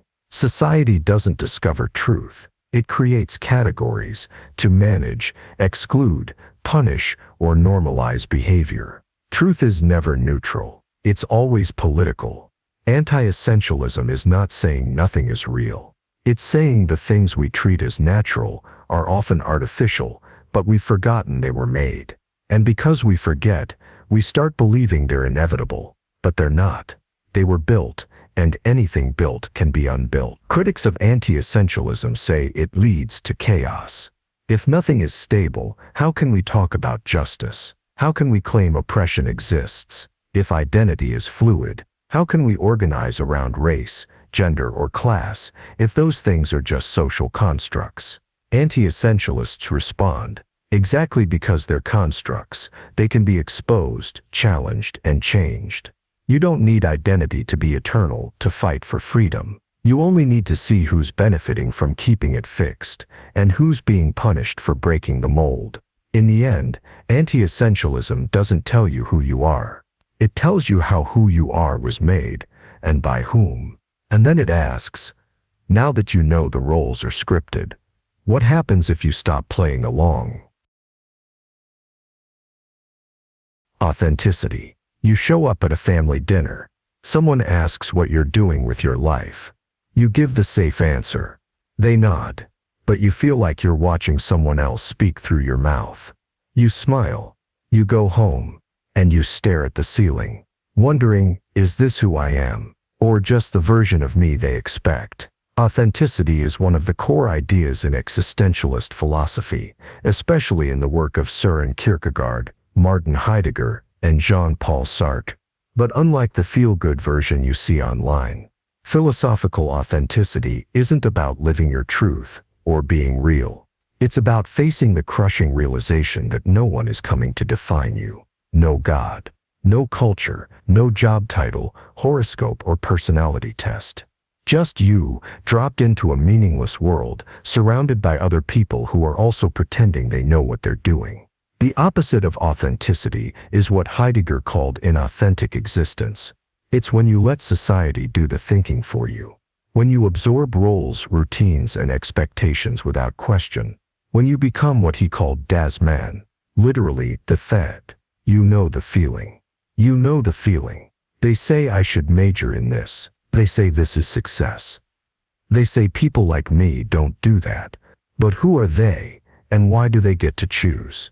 To live authentically is not to rebel for its own sake. It's to stop lying to yourself.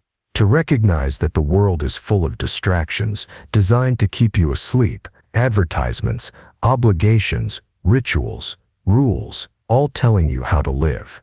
And authenticity means waking up anyway and saying, no, I'll decide. But here's the catch. There's no instruction manual, no right answer. And that's what makes authenticity terrifying. Because once you accept full responsibility for who you are, you lose the right to blame anyone else. Your parents? They shaped you, but they don't define you. Your past?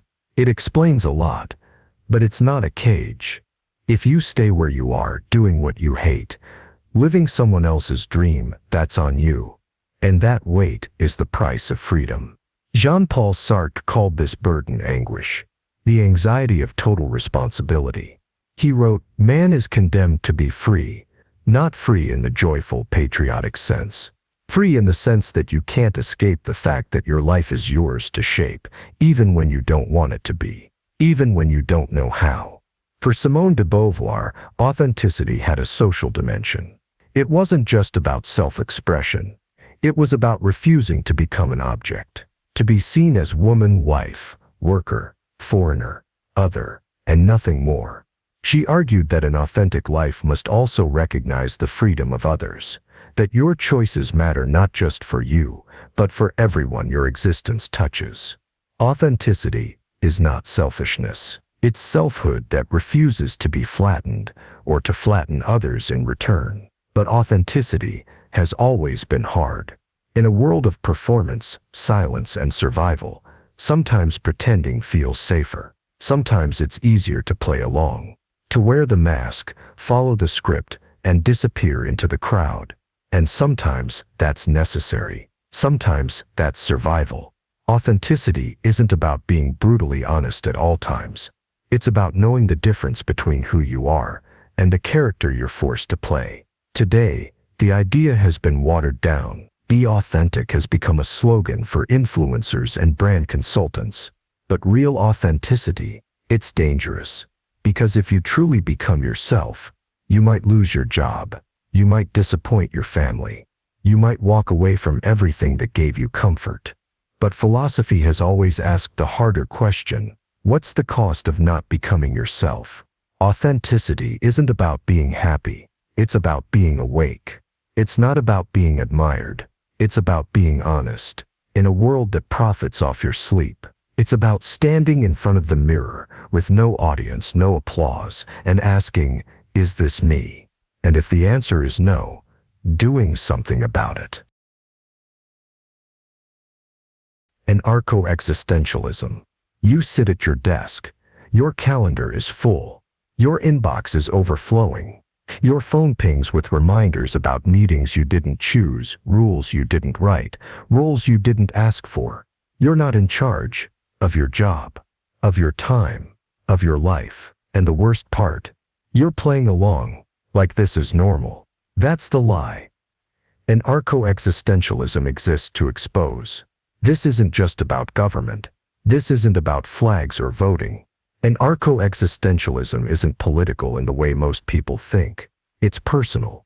It's a revolt against all systems that pretend to tell you what life is, who you are, and what you must become.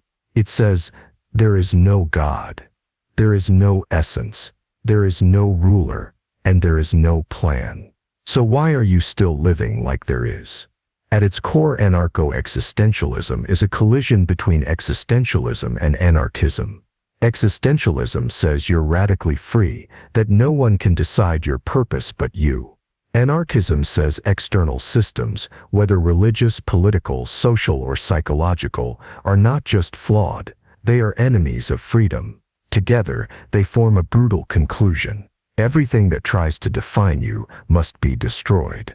This doesn't mean chaos. It means refusing control. It means dismantling internal prisons, guilt, shame, inherited labels, compulsory obedience. It means recognizing that school wasn't about education, that work might not be about value, that morality might not be about goodness, but about managing bodies, controlling minds, regulating desire.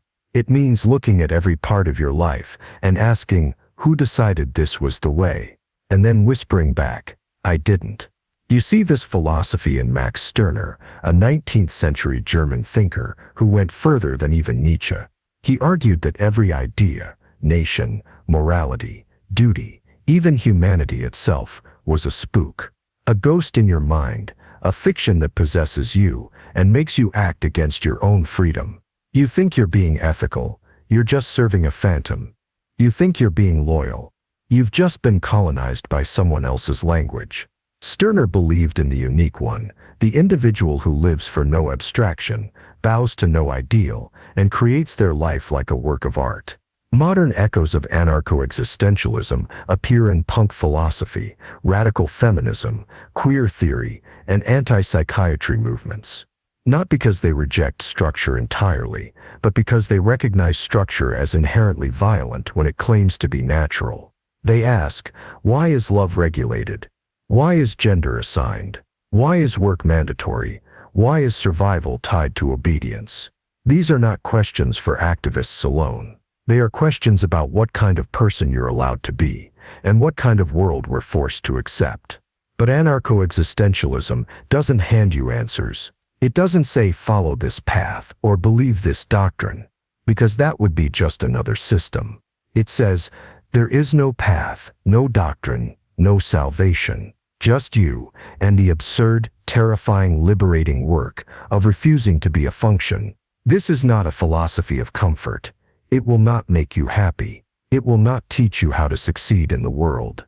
It will ask you to burn the world and then ask what you'll build in its ashes.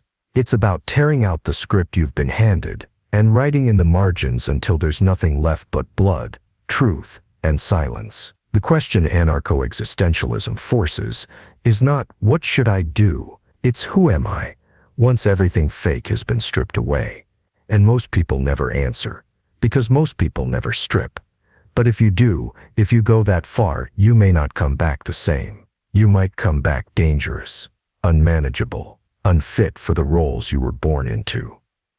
And that's the point, because freedom was never about permission. It was about finally remembering you were never made to obey. Bad faith. A man goes to work. He wears the uniform, speaks in the expected tone, performs his duties with mechanical precision. To an observer, he is indistinguishable from the role he plays. But is he a worker, or merely acting like one? Is his identity something essential, or is it a posture, carefully maintained, quietly dishonest? According to Jean-Paul Sartre, this is the central disease of human consciousness.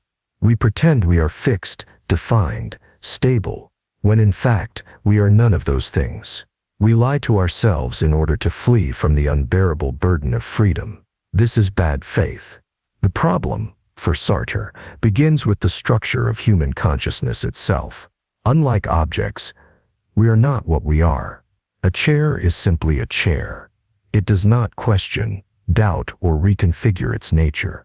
But a human being, by virtue of possessing self-awareness, is a creature of radical possibility.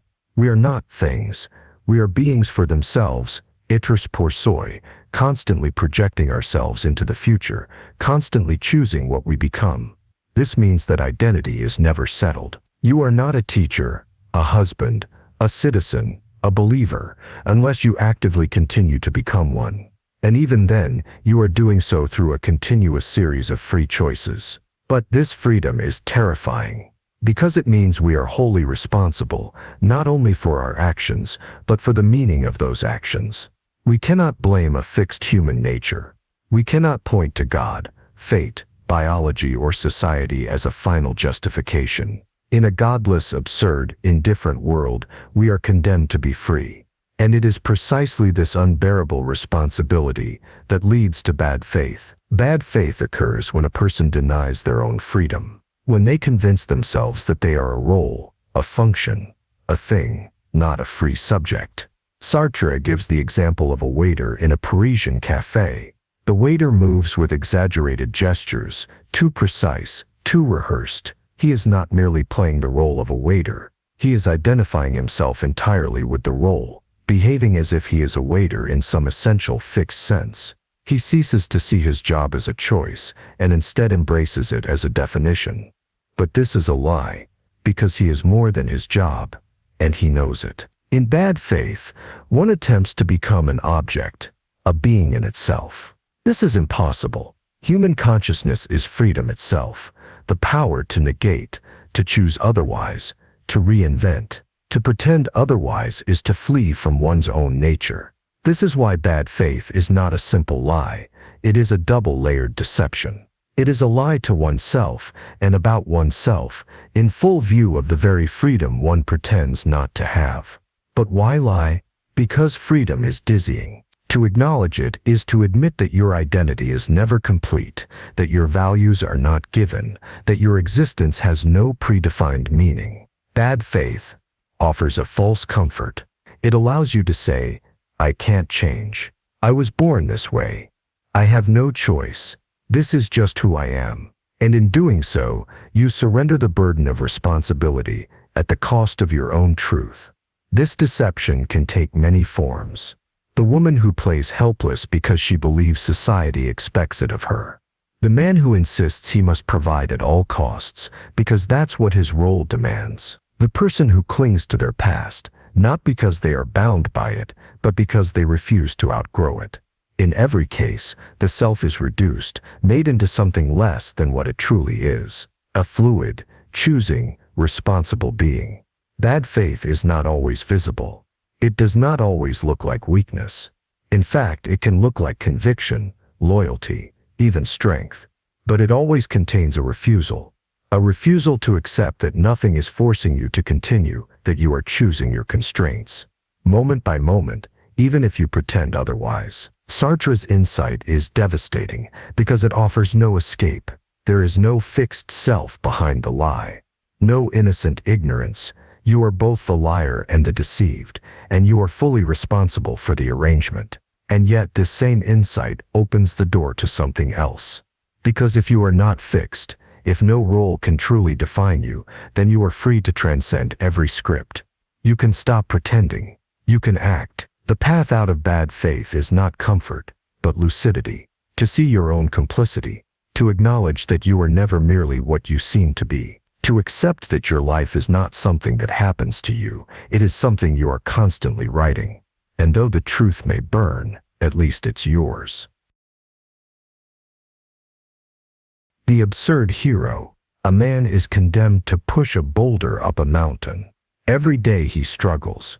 Every day the rock slips and crashes back to the bottom. There is no rest, no reward, no end. This is not punishment in the traditional sense. This is his existence, And according to Albert Camus, this man, Sisyphus, is not tragic. He is free because he knows the truth. There is no purpose, no final salvation, no divine mercy. And still, he pushes. This is the image of the absurd hero. To understand him, we must first understand the absurd. The absurd is not an idea. It's a confrontation between two forces that will never reconcile. On one side, the human being who demands meaning, clarity, justification. On the other, a silent, indifferent universe that gives none. We are rational minds in a world that refuses to explain itself. We ask why. It says nothing. And this mismatch, this endless, unsolvable tension, is the absurd. Most people try to escape it. Some leap toward religion, claiming meaning comes from a higher power. Others hide in distraction, in routine, in entertainment, in noise. Still others reduce life to cynicism, collapsing into the despair of nihilism. Camus rejects all of these. He says the absurd cannot be solved, but it can be lived. The absurd hero is the one who refuses illusion. He sees clearly that the universe is indifferent, that life offers no grand narrative, that suffering is not redeemed, and virtue is not always rewarded. And yet he does not flinch. He does not beg for answers. He does not escape into comforting lies. He simply says, "This is the world, and I am still here." This is not passive acceptance. This is rebellion. Camus calls it a revolt of consciousness, a deliberate decision to resist meaninglessness without inventing meaning. To live fully, lucidly, with all the weight of mortality pressing down on you, and still choose to act. That is what elevates the absurd hero above the absurd condition itself. He becomes heroic because he knows the truth, and still lives as if life matters. Sisyphus is not just a myth, he is a mirror. You push the boulder of your job, your grief, your relationships, your responsibilities. You know you will never finish. You know you will die. And yet you keep pushing. Camus writes, the struggle itself toward the heights is enough to fill a man's heart. That is the key. Meaning does not come from the outcome. It comes from the act of struggle, fully conscious, fully awake, in the face of futility. The absurd hero appears in many forms. He's not always defiant. Sometimes he's quiet. Sometimes she's exhausted. But what defines them is this. They don't pretend. They don't ask the universe for answers. It cannot give. They live on their own terms, not because those terms are sacred, but because they are chosen. The artist who paints despite knowing their work will be forgotten. The teacher who believes in growth, even as systems rot. The parent who shows love, knowing loss will come. None of these people are guaranteed meaning. They create dignity in spite of that. And that is the strange paradox of the absurd hero. They do not believe in ultimate purpose, and yet they live as if life demands integrity. They do not expect justice, and yet they act as if justice matters anyway. They do not expect to be remembered, and yet they choose lives that are worth remembering. Not for anyone else, but for themselves. This is not hope. Hope looks toward the future. The absurd hero stays grounded in the present, sharp, alert, unillusioned. He does not hope the gods will intervene. He does not hope the boulder will vanish. He does not hope the mountain will flatten. He simply turns back, walks down the slope, and begins again. This is where Camus leaves us. Not with resolution, but with a challenge. If there is no meaning and you know it, what will you do next? Will you retreat into denial? Or will you push your own boulder, eyes open, heart burning, knowing it will fall again, and choosing to return anyway? That is the final rebellion. That is the absurd hero. And that, according to Camus, is enough.